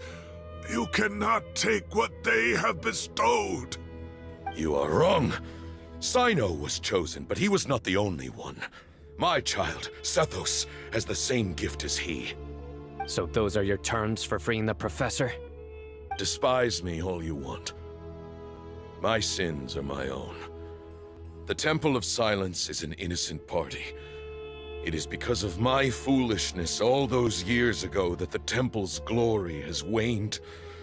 And now I must take responsibility for the decision I made back then. So what you're saying is, the power of one Ba fragment is not enough? You're asking me to return the one in my possession, so it can be implanted in him instead? Divine power causes great suffering to those who wield it. How do you know that Sethos would be able to withstand it? He is no longer a small child. But regardless, this burden is ours to bear, and your objections mean little given that you turned your back on us long ago. Both my heart and mind are telling me that what you are proposing is a terrible idea. However... Don't listen to him, Sino. That power is no more yours to give than it is his to take. You have to understand. I know. But if this is a question of your freedom versus a fragment of power, then... there is nothing to debate. Sorry to interrupt, but in my view, there are a number of contentions here that still need addressing. Say that Sino refuses to return his power, and you also refuse to release Cyrus. Then, we are at an impasse.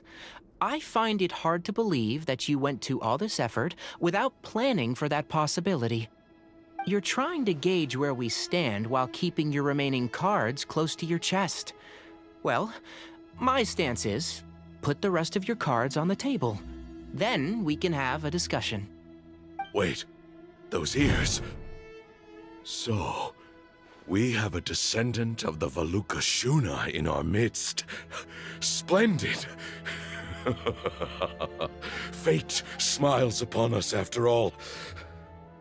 Everything we have longed for, Hermanubis will provide. Perhaps this very day we'll...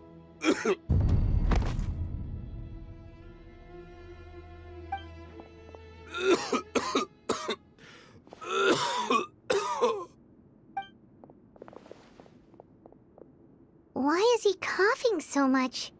He looks like he's in really bad shape.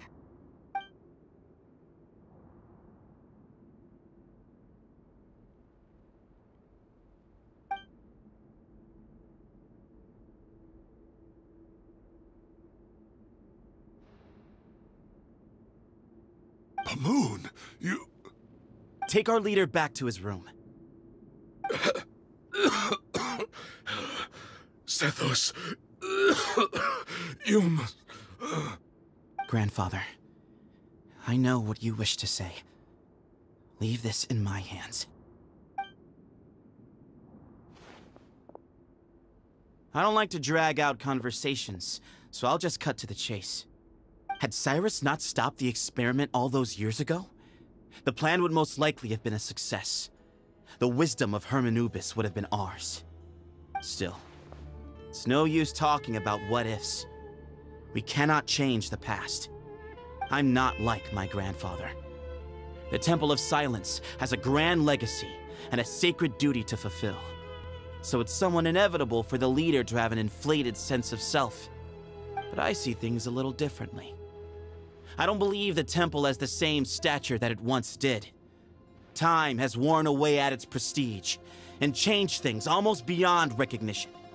So I'm not going to force your hand. You're all free to leave. Except for Cyrus. My grandfather gave him his chance once. And now I'm giving the rest of you yours. You have courage and wise judgment, kid. Reminds me a lot of Bamoon in his younger years. I truly wish that the temple would take an objective look at the academia of today. You've been to the city yourself. I'm sure you've seen that much has changed for the better. And things will only continue to improve. Why not consider cooperating with the academia once more? If you hadn't betrayed my grandfather, I might well be open to persuasion. But it's a bit too late for that now, Cyrus. Tighnari made a good point earlier. He said there has to be more to your plan than this, and I agree. All you and Ba-Moon are after is the Ba fragment. The professor will accept whatever fate you deem fit for him out of a sense of guilt. I am the one who has a choice to make. And that's how it was always going to be. Ultimately, you want to trade the Ba fragment for the professor, correct? I'm glad to see you're giving it some serious consideration. I won't forsake my professor. Nor do I intend to run from a problem that I must face sooner or later. Give me one night to make my decision. That works. Then I'll be waiting to hear your verdict, Sino. Oh, my grandfather still has a fair few things he wants to say to Cyrus, so I'll be escorting him back now.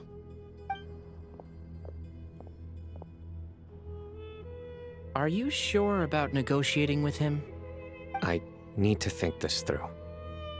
Everyone, let's meet again later tonight. Until then, take some time for yourself. Alright, well, don't put too much pressure on yourself, Sino. If you need any help working things out, just come and find us.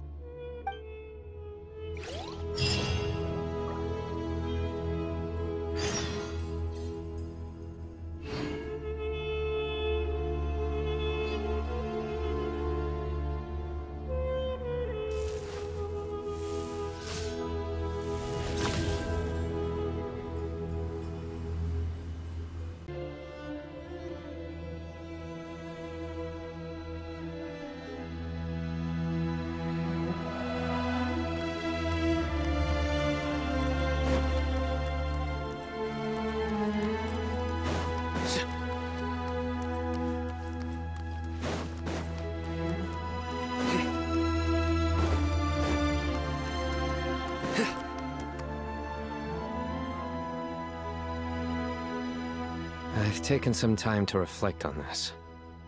If I had to guess, Professor Cyrus came to the desert knowing that he would almost certainly never return. He's a stubborn man who tends to double down when he feels strongly about something. We won't get anywhere trying to convince him to escape. I agree. My master Nephis says the same thing.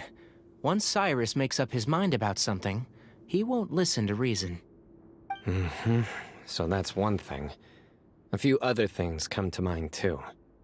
You've heard all you need to hear about the Temple of Silence, so on that, I don't have anything to add. My own memories of this place are hazy, though. Probably something to do with the overpowering presence of the Ba fragments. That might explain why I suffered from constant headaches and fevers as a child. I do remember having some fleeting moments of profound emotion when vague images would appear in my mind. But I don't recall much, only bits and pieces. I was still young then, and all I could understand was that there was a strong will inside my mind.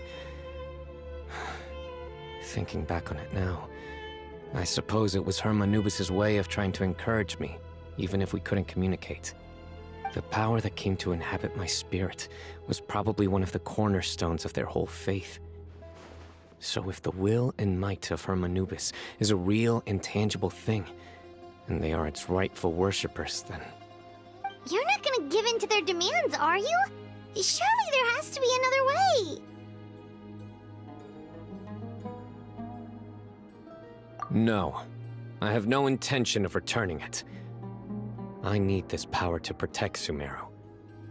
But the temple has the right to make the final decision over its fate, since it belongs to one of the 7 pillars of King Deshret. So I will challenge them head-on, and win the right to wield this power for myself, fair and square. This reminds me of something Alhaitham mentioned to me just before we left. He said that the Temple of Silence was originally founded by the ruling elite of the day. Traditionally, such organizations are bound by a strict and ancient code of nobility. Kaveh has made similar observations about the desert tribes from his work trips there. He says many of them have their own internal rules. They talk about the importance of never dishonoring their tribal bonds, or the rules laid down by their ancestors. I think we could turn that to our advantage. Go back to them with a proposal of our own. Wow, and just like that, we've turned the tables on them! Looks like we have the same idea.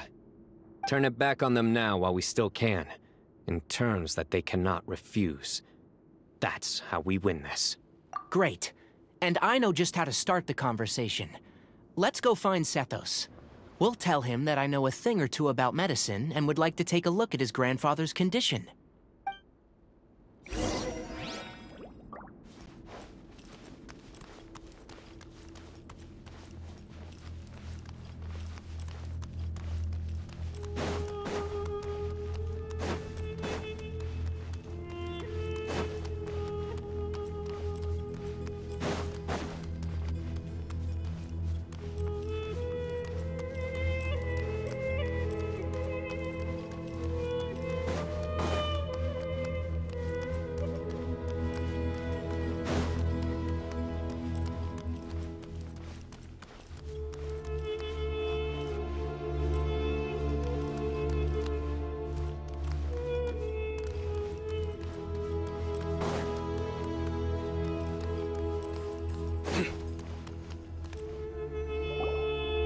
Sethos, let's talk. Have you made up your mind? We'll get to that, but first, I have some degree of medical training, so I was wondering if you might let me take a look at your grandfather? I have no objections, although we do have our own doctors here. I doubt you'll be able to tell us anything we don't already know. Only one way to find out. Follow me. Keep your voices down. We don't want to disturb him.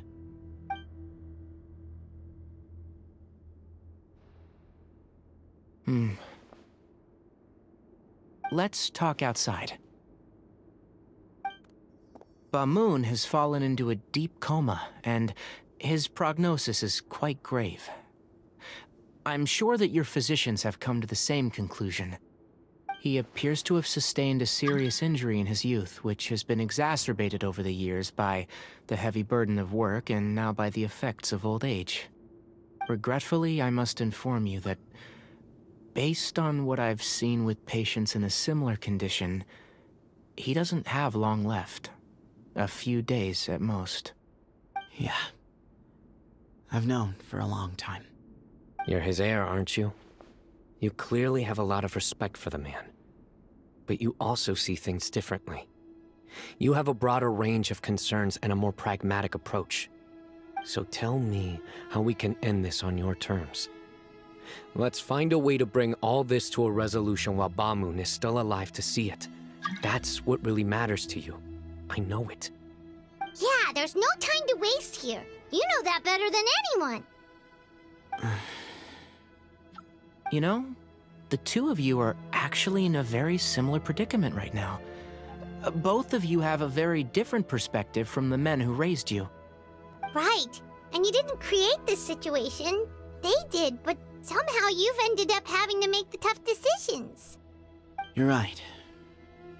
We both look at this problem very differently than the people we inherited it from. I accept, Cyno. This all began because of Hermanubis, so let's end it with the rite he himself created. Legend has it that when Hermanubis first arrived in Tuletula, he sparred with the city's residents.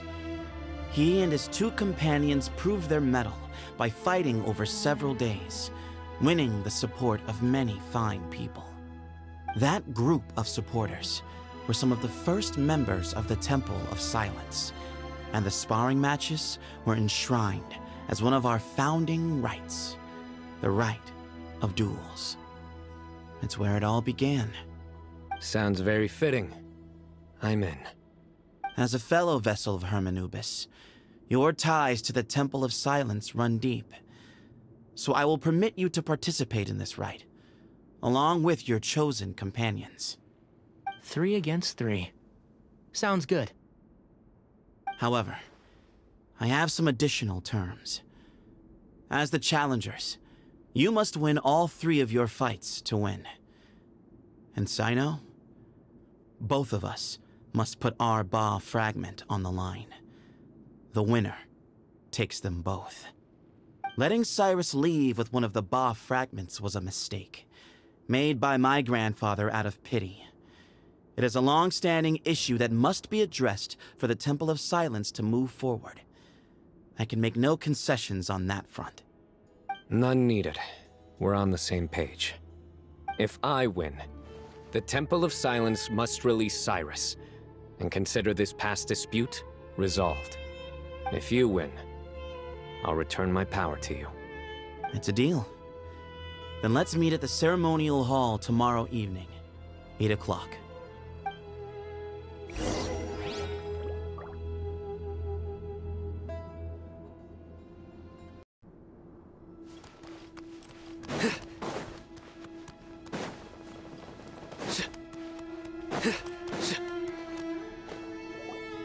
Well, after how that went, there's definitely no turning back now.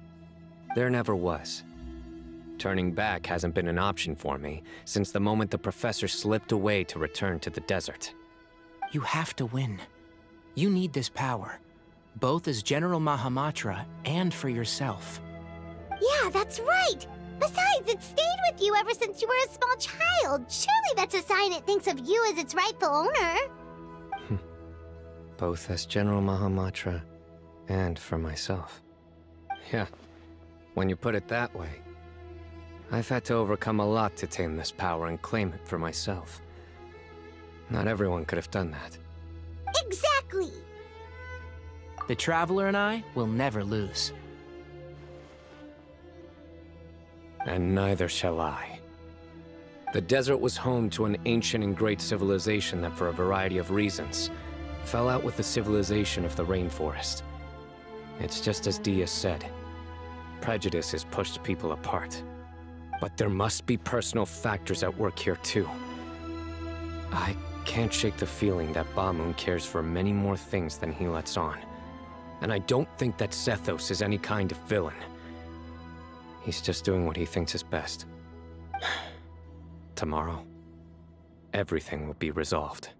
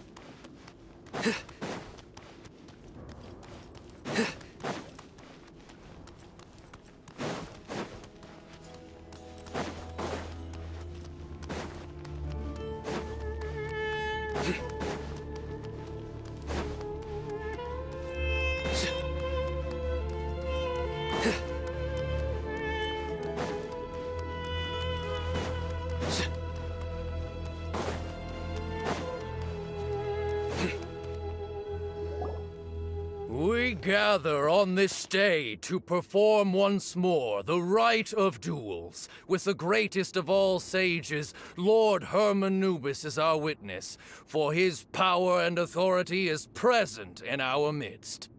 This is our most sacred of ceremonies, and no disruption from the audience shall be tolerated. It is incumbent upon all to observe the duel with the utmost respect and reverence throughout the proceedings. Representing the Temple of Silence, the Defenders.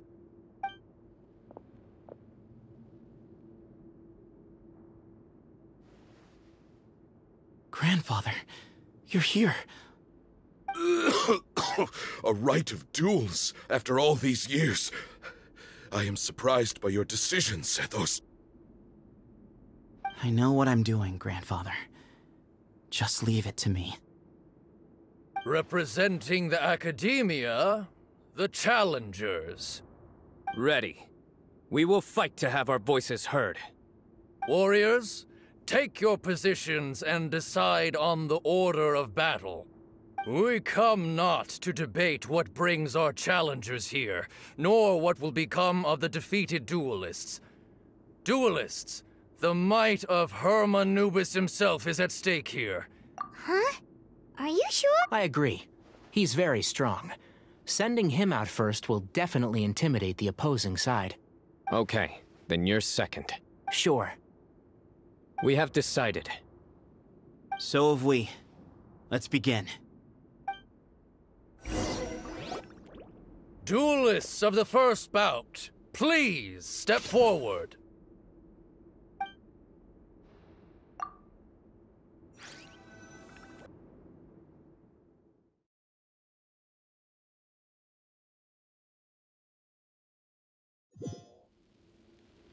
Don't forget, safety first! Hey, you there! You better play nice with them or Paimon will make you regret it! A little bit too much chatter from the audience over there. Hey!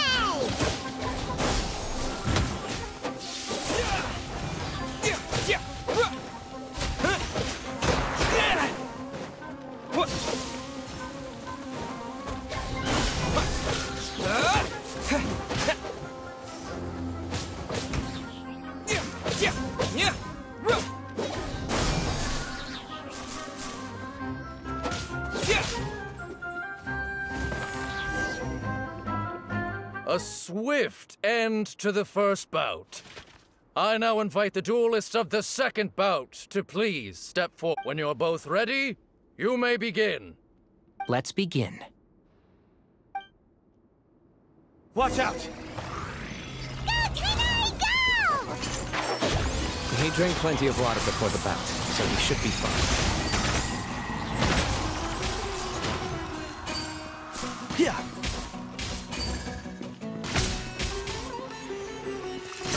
Yeah, and shroud.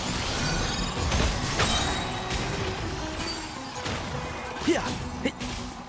I hear everything! Rah! Yeah! Rah!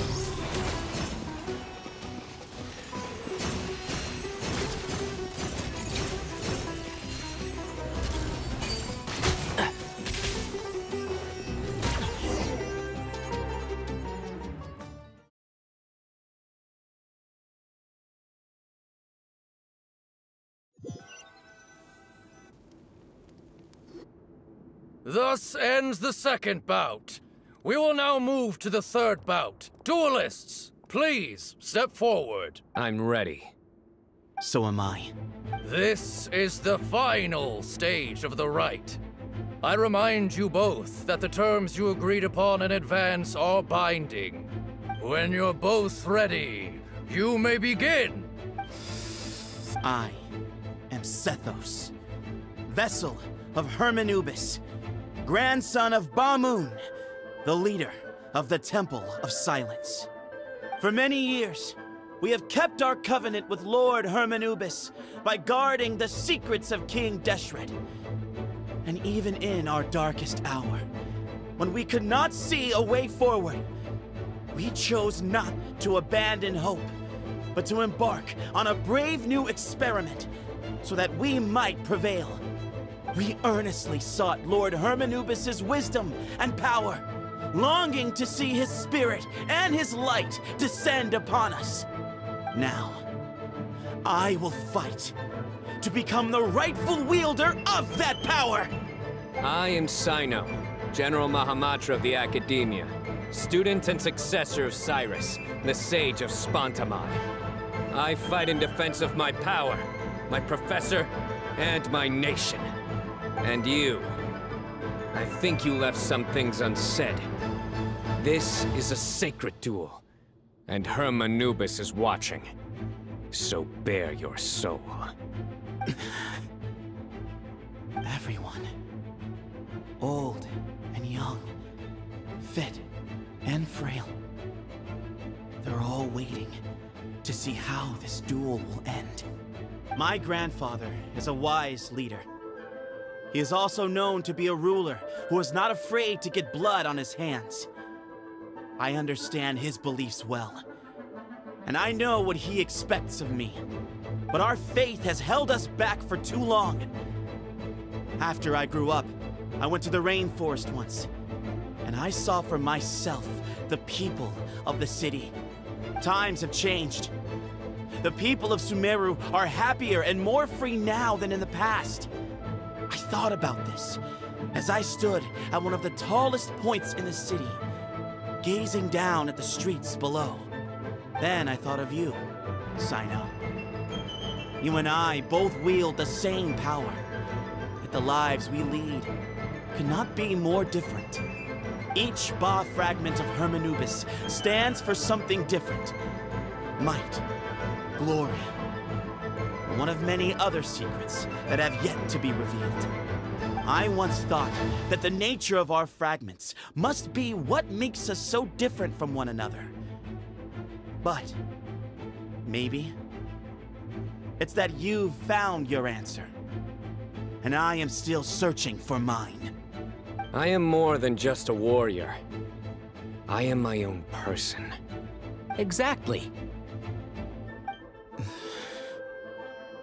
The name Hermanubis has left its mark on both of us, shaped the course of our lives. We are his vessels, and yet we are more besides. So show me your answer, Cyno. Show me I can be more than my faith, more than the power I wield. Show me the person I can become!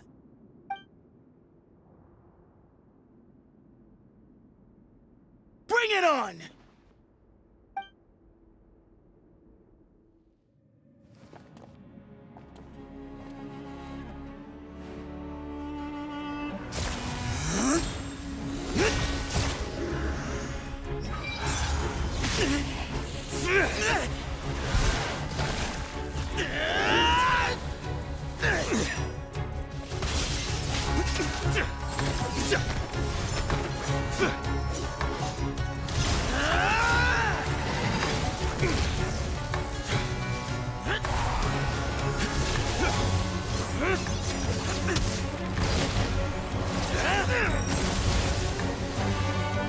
all you've got?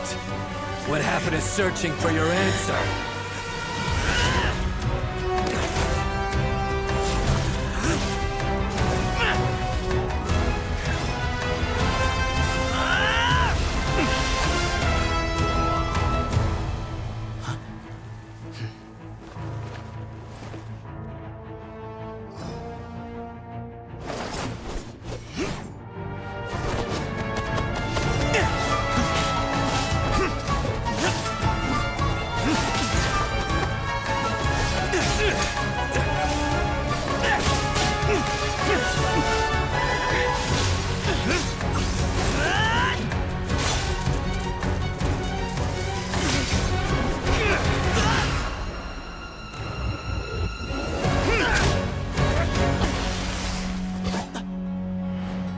Fight's over.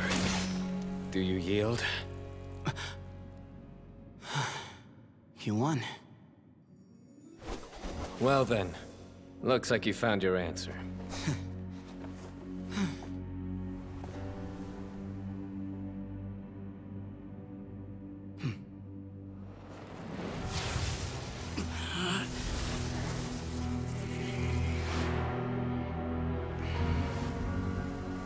I give his glory to you.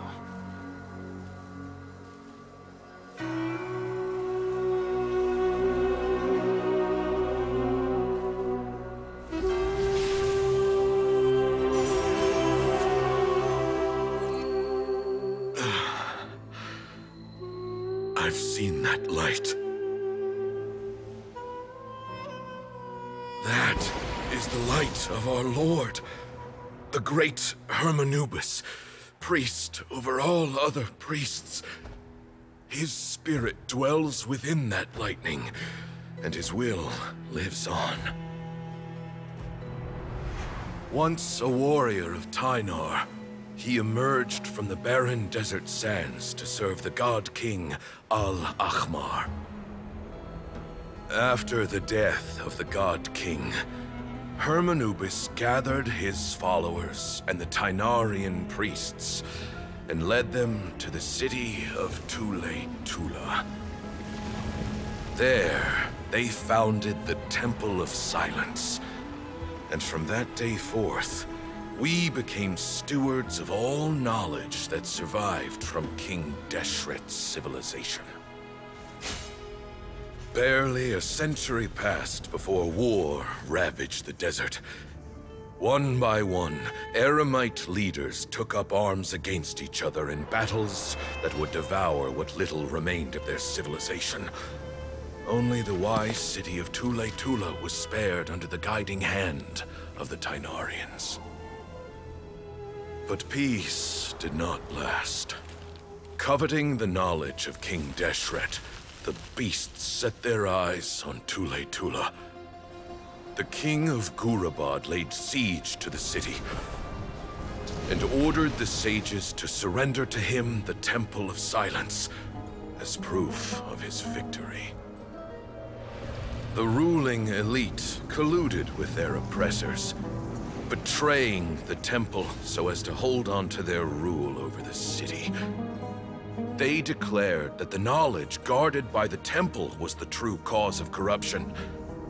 These were dark days, and we faced enemies on all sides. Our Lord had long since exhausted his strength, keeping the forbidden knowledge introduced by King Deshret at bay. To ensure the temple's continued survival, he broke his being into many pieces and began the ceremony of Hermanubis' legacy, bestowing his power upon his mortal followers. With this power, the temple was able to defeat the tyrant's army. Yet, we were not hailed as heroes. Strange and unfamiliar as this power was, it struck fear into the people's hearts and drove them to reject us. In the end, the people of the temple and the Tule-Tula Tynarians left the city for good and made their way to the rainforest. What followed next was inevitable. The elite of Tule Tula fell and were decimated. War engulfed the desert. And we wandered from place to place, always in hiding, all the while keeping close watch over our secrets and staying true to our mission. Betrayal forced us out of the desert and into the forest. Then mistrust drove us from the forest into the desert once more. We have lived in exile for far, far too long.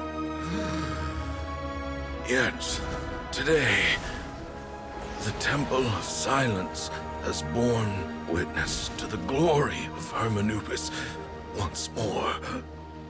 Thank you.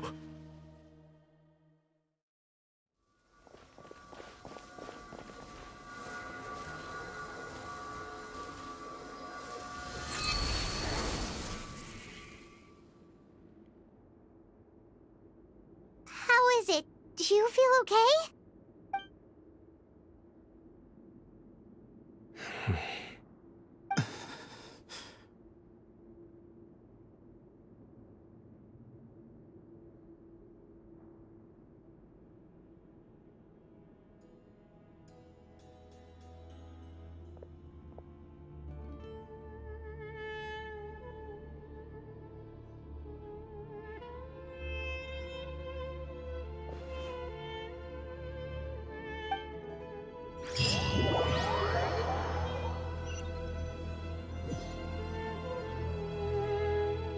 Grandfather.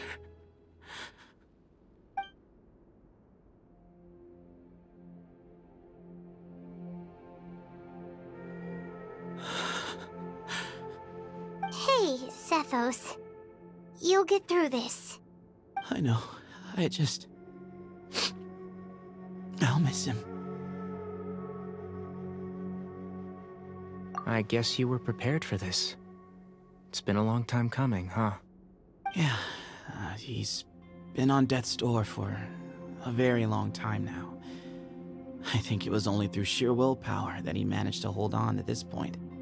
At least, he was able to see this chapter come to a close before he passed. What's next for you? Per my grandfather's last wishes, the Temple of Silence should submit to whoever possesses the largest number of Hermanubis fragments. That entitles you to be our new leader, Cyno. But that's never going to work, as I'm sure you realize. I'm the General Mahamatra. I am needed back at the Academia. I did foresee this possibility, and I gave it some thought. The fact is, I know next to nothing about the staff, records, and environment here. As such, I am ill-suited to be your leader. Sethos, I believe the honor should go to you. Were it not for this duel, or indeed if you had other intentions, the Ba fragments would most likely be in your hands by now. I'm sure Bamoon never meant for anyone but you to be his successor. You really think so? I do. Still, I didn't think Bamoon looked very surprised by the final result. Perhaps he had an inkling that this would be the way things end. Well, in any case, since the Ba fragments are with me now, I guess I can call the shots. Sethos, I would like you to succeed Bamoon as the new leader of the Temple of Silence. You are more suited to the role than I, and I have complete faith that you will be an excellent leader. Just think of it as doing me a favor. But doesn't that render everything that we've been through up to now meaningless?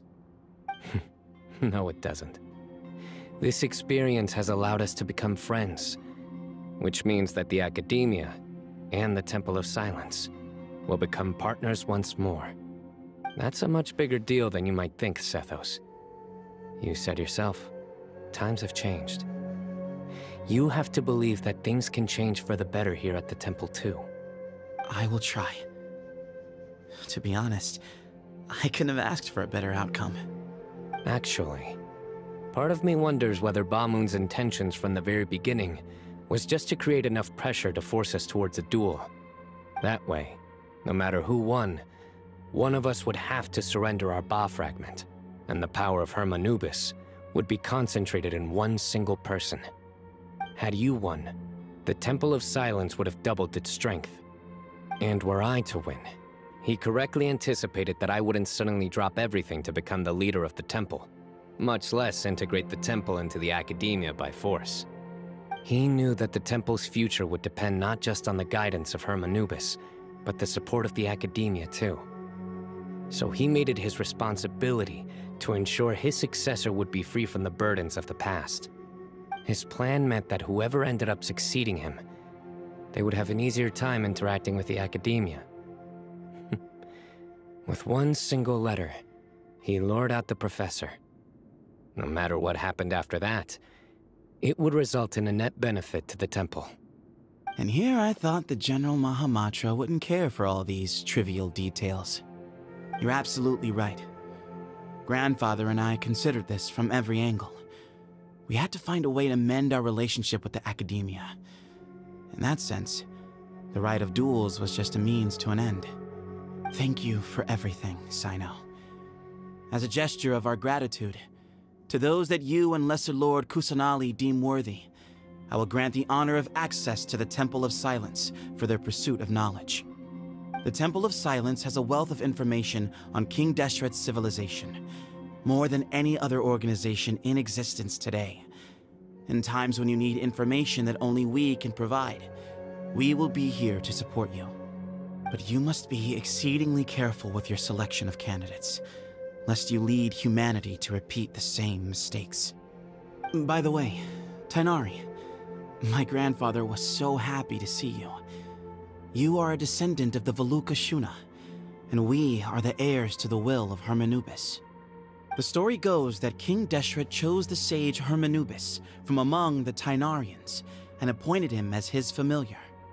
He went on to fight many valiant battles with his Tainarian companions. They always stood by each other, from the founding of the Temple of Silence to the fall of Tuletula. The Tainarians who left Tuletula joined their human counterparts in the rainforest. A few centuries later, when some of the group returned to the desert, many of the Tainarians chose to stay and put down roots in the rainforest. In all likelihood, those were your ancestors. How fascinating. My father once mentioned that I was named after the Tainarians, but I never knew that my forebears had such a history with the Temple of Silence. I like this story. By the way, has anyone seen Cyrus? Yes, Cyrus. You'll probably find him in my grandfather's room. He wouldn't show it in front of me, but I think he still has many fond memories of my grandfather. If it's true that you and your grandfather really planned for everything to turn out this way, then I guess he didn't really resent Cyrus as much as he appeared to. Who knows? Perhaps all of us. You, me, and Cyrus. We're all just pawns in my grandfather's plan to set things straight. He was awful like that. Someone's got to make the decisions when history is at a crossroads. I will make a detailed report on all of this to Lesser Lord Kusanali, and arrange for an official delegation from the academia to come and meet you in the desert. I'm sure you'll have lots to attend to in the days ahead. But once things return to normal, please come and visit the rainforest again. You should stay for a few days this time, and start to build some relationships. If we're going to work together, both sides have to get to know one another better. I will. All right, well, bye for now, everyone. I'll be seeing you. See you soon. Come hang out with us anytime.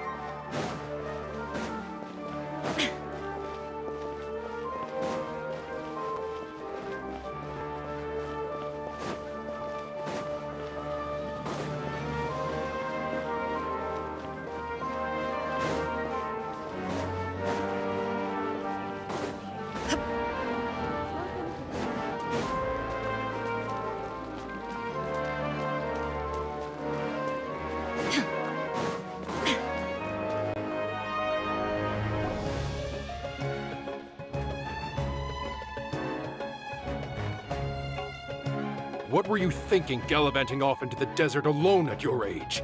What if you take the bucket, You told not a soul what you were up to, designated nobody to handle your affairs, and left everyone scrambling frantically to try and figure out how on earth to clean up the colossal mess you'd made. Oh, please, will you stop your yelling? What other choice did I have? What do you mean, what other choice? Do you mean to tell me that after all your years of learning, and sagehood no less, the only idea you could conjure up in that white-haired walnut of yours was to shoot off into the unknown like some hot-headed 20-year-old adventurer? A one-man suicide mission, That's the best idea that one of the finest minds of a generation could come up with, is it? It astounds me that you survived the journey, and you're lucky that Ba Moon didn't finish you off when you arrived. All right, all right. Honestly, the way you're going off on me, it's like you wish you'd been there to lend him a hand. Does it mean nothing to you that I'm your colleague and former classmate? I've got nothing more to say. What's the point of berating an old bag of bones? What do you mean, bag of bones? I'm a flesh-and-blood hero who, despite his old age, saved our General Mahamatra from being stripped of his powers. Okay, look. Fine, I admit it, I was in the wrong. How can I make it up to you? What about, a month's work at the Academia? 1 month? Try 3. Inari's master is really laying into Cyrus. Let's give them a wide berth. Professor brought this on himself. Don't pay any attention to him. Wow, I haven't seen Master get this riled up in a long time. The last time he chewed someone out like this must have been back when I was still a student. I think I'll go around and update everyone, tell them the situation's resolved. Want to come with me? We can go for dinner afterwards. My treat. You in? Makes sense. I'm in.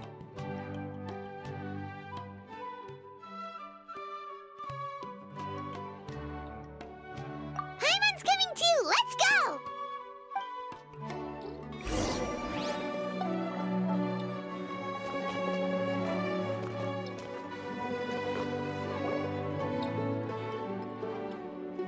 Hey, Kale. You're back! Well, look who we have here. Would you mind explaining to me what has been going on this past few days? I heard you all ran off into the desert and got embroiled in a major catastrophe. All taken care of. That does not answer my question. How could you be so careless? That goes for you as well. Yes, and you too. When you run into problems, you really ought to ask for help, you know? I've been around the block. Don't you think it would have made sense to involve me? And let's not forget, I know the desert like the back of my hand. Now would not be a good time to attempt to argue with Farazan. You're right. Mm-hmm. It's not the first time that I've had to talk to you about this sort of thing either. You need to learn that there are times when the right thing to do is get a more experienced member of staff involved. Do I make myself clear? Because if you don't, Kale, please do something. He's giving me the signal. All right, guess it's time to play my ace in the hole. Say, Madam Farazan, I can see you're pretty upset, but, I was just wondering, remember that time you offered to give me a tour of the Academia? Does that offer still stand? Huh? Wait, did I hear that right? Kale, you remember? Wonderful. Well, of course the offer still stands. Come on. Madam Farazan will show you around the old classrooms.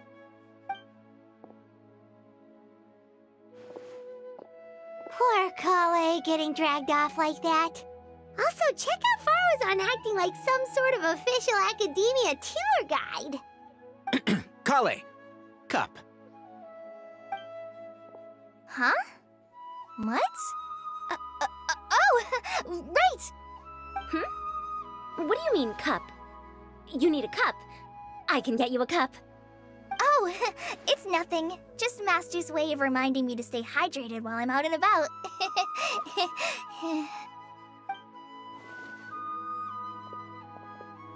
It's code for let's reconvene at the cafe. Tainari and I used it while we were in school, and it's become something of a family tradition now. Oh, that's kind of fun. Mm-hmm. 2 people left. Let's bring them along too.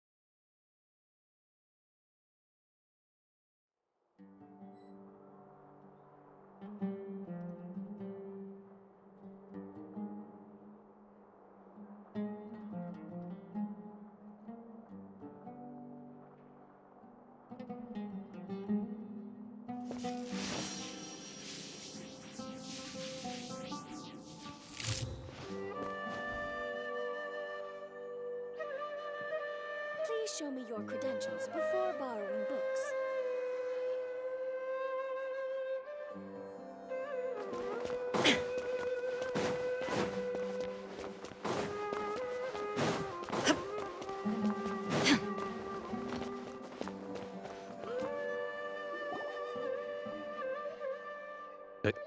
Am I hallucinating?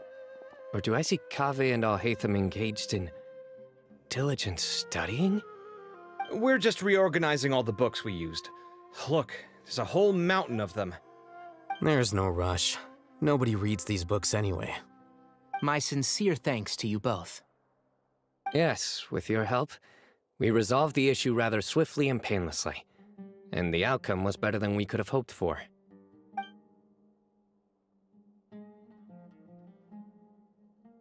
I see. The Temple of Silence resorted to rather unique means of self-preservation. It explains how they managed to remain hidden for so many years. And it sounds like they managed to preserve a whole load of ancient documents as well. I'd love to go check those out if I ever had the chance.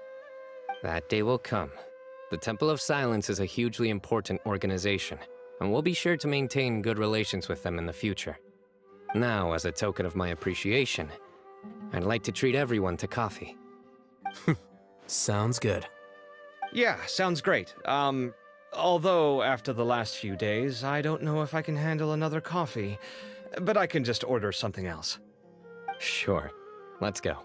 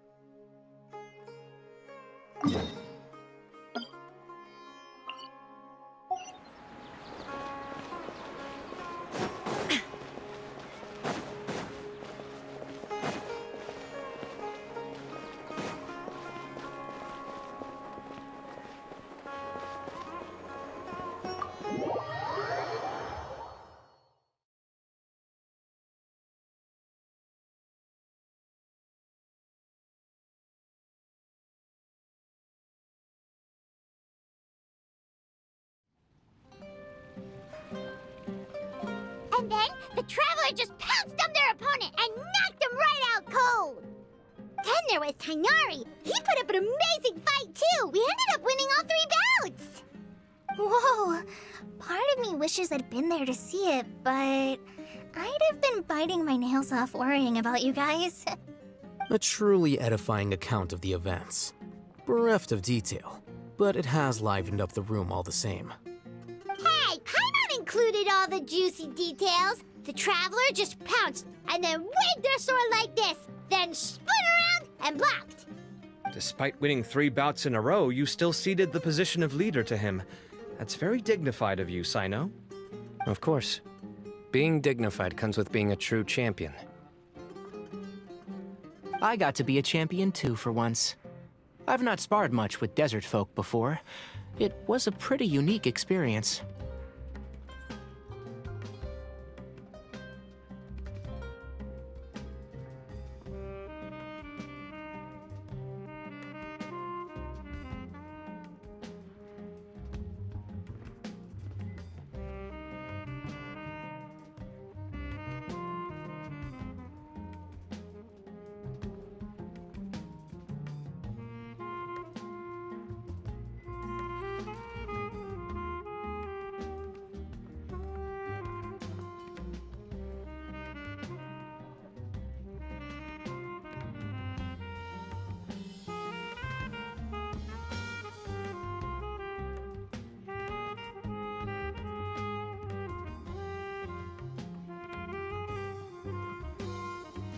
Yeah!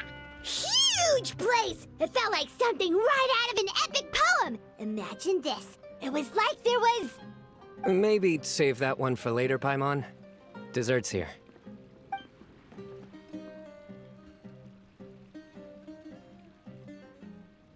I think that'll do me for today. Shall we stop off at the House of Dana again before heading home? My thoughts exactly. See you around. I should get going as well. See you all later. Make sure you get some good rest tonight. I need to go say thanks to the Core 30 for their help. Also, Sir Nephis says he wanted to introduce me to some of the Academia's work processes.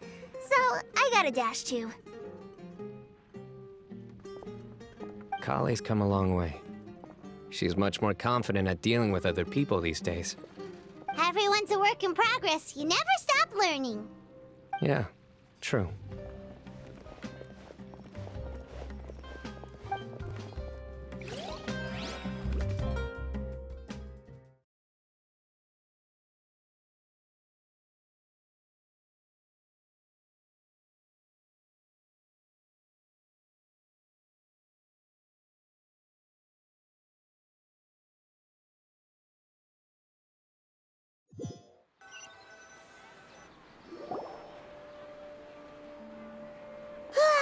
That was good. It feels like everything's finally wrapped up now.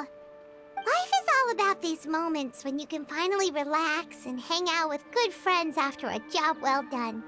And also, those desserts Cyno got, they were really good. Paimon definitely needs more of those in the future. Do you 3 have anything planned for the rest of the day? If not, would you come somewhere with me?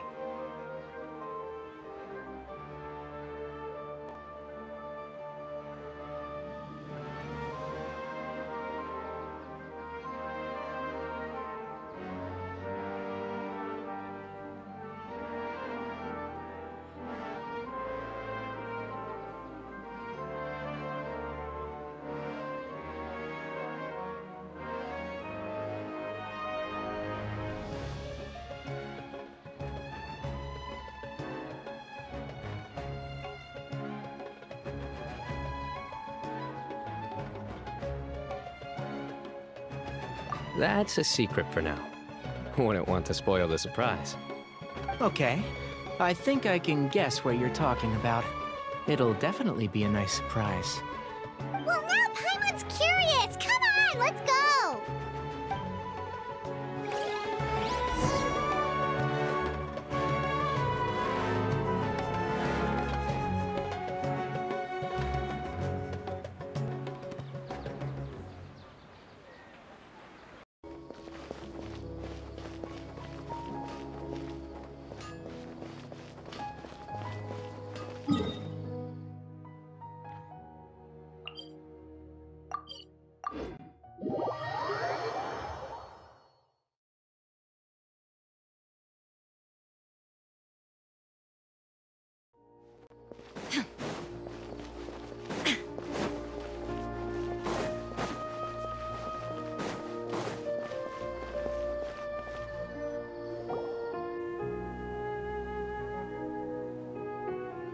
been a while since I last made my way up here.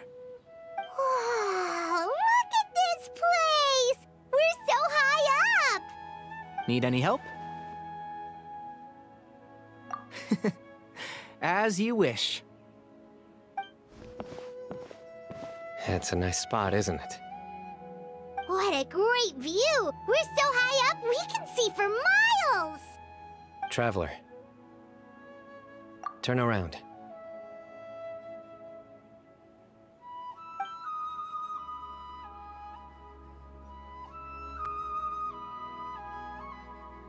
This is my secret base. Somewhere I only bring my best friends. When I was a student, I used to slip away and climb up here all the time, just to clear my head. I was quite young then, and hadn't made too many friends yet. Back then, I had a lot of the same questions that Sethos was asking. Who am I? Why do I have this power? And what should I be fighting for? Our gifts help us to find our rightful place in the world. That was my experience. And I'm sure Sethos will figure things out in his own time, too. You two really are like brothers. I feel the same way. Of course. I see no need to be humble when it comes to the facts. I still remember one time when we came up here to chat and do our homework. Sino accidentally dropped a fruit. Luckily, he has fast reflexes, so he caught it just in time. That was the one and only time. Nothing will ever slip through my fingers again. Those were good times. I kinda miss the student life. You know, Paimon really shouldn't be able to imagine Sino doing something like that, but for some strange reason, the mental image is coming through clear as day. Then make it stop. There's somebody there. It's Professor Cyrus. You guys carry on without me. I'll be right back. Okay. Huh? Hey, you're not supposed to jump down! Be careful!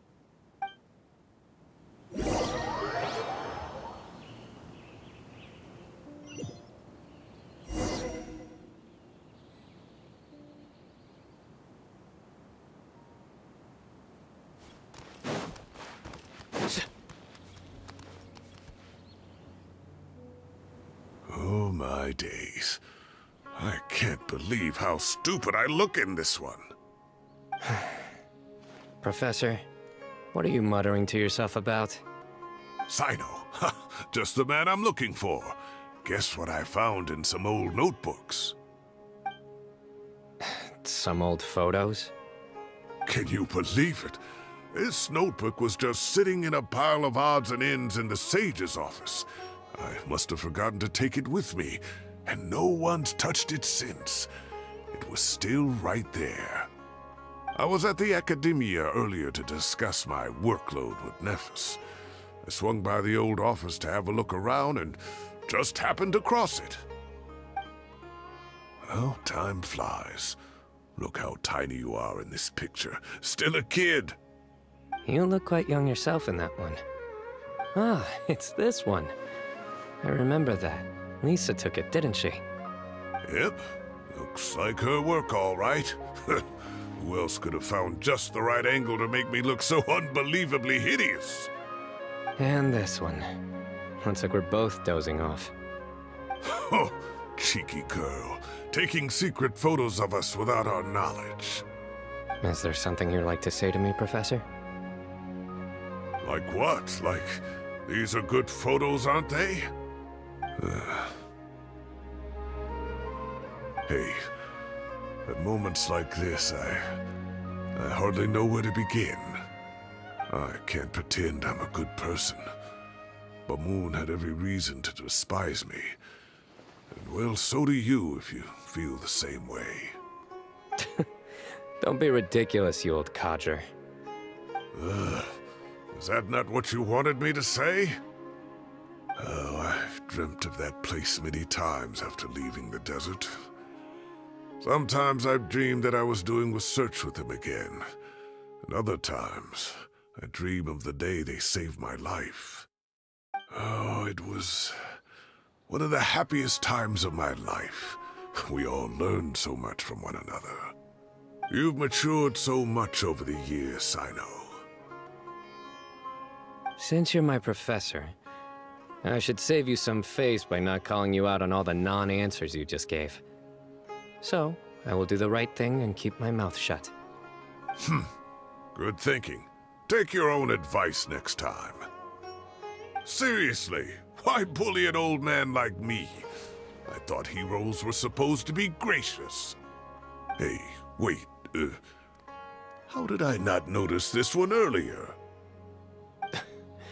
Lisa strikes again. Just how many did she take? Look how cute you were when you were little. I remember how well-mannered you were back then, too.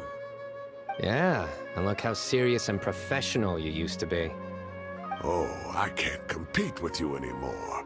First you get better than me at the deadpan jokes, and now you're besting me at those little quips, too. Don't say that. I still have a lot of respect for you. That's more like it. Hey, what would you say to meeting up with Lisa again sometime? I'd like that. Let's find a time and pay her a visit in Mondstadt. All right, I'll add it to my schedule. Let's go next week. Wait, no. Next week is the tomato growing competition. I have got to beat Zaha Hadid. Or you could find a real hobby, Professor.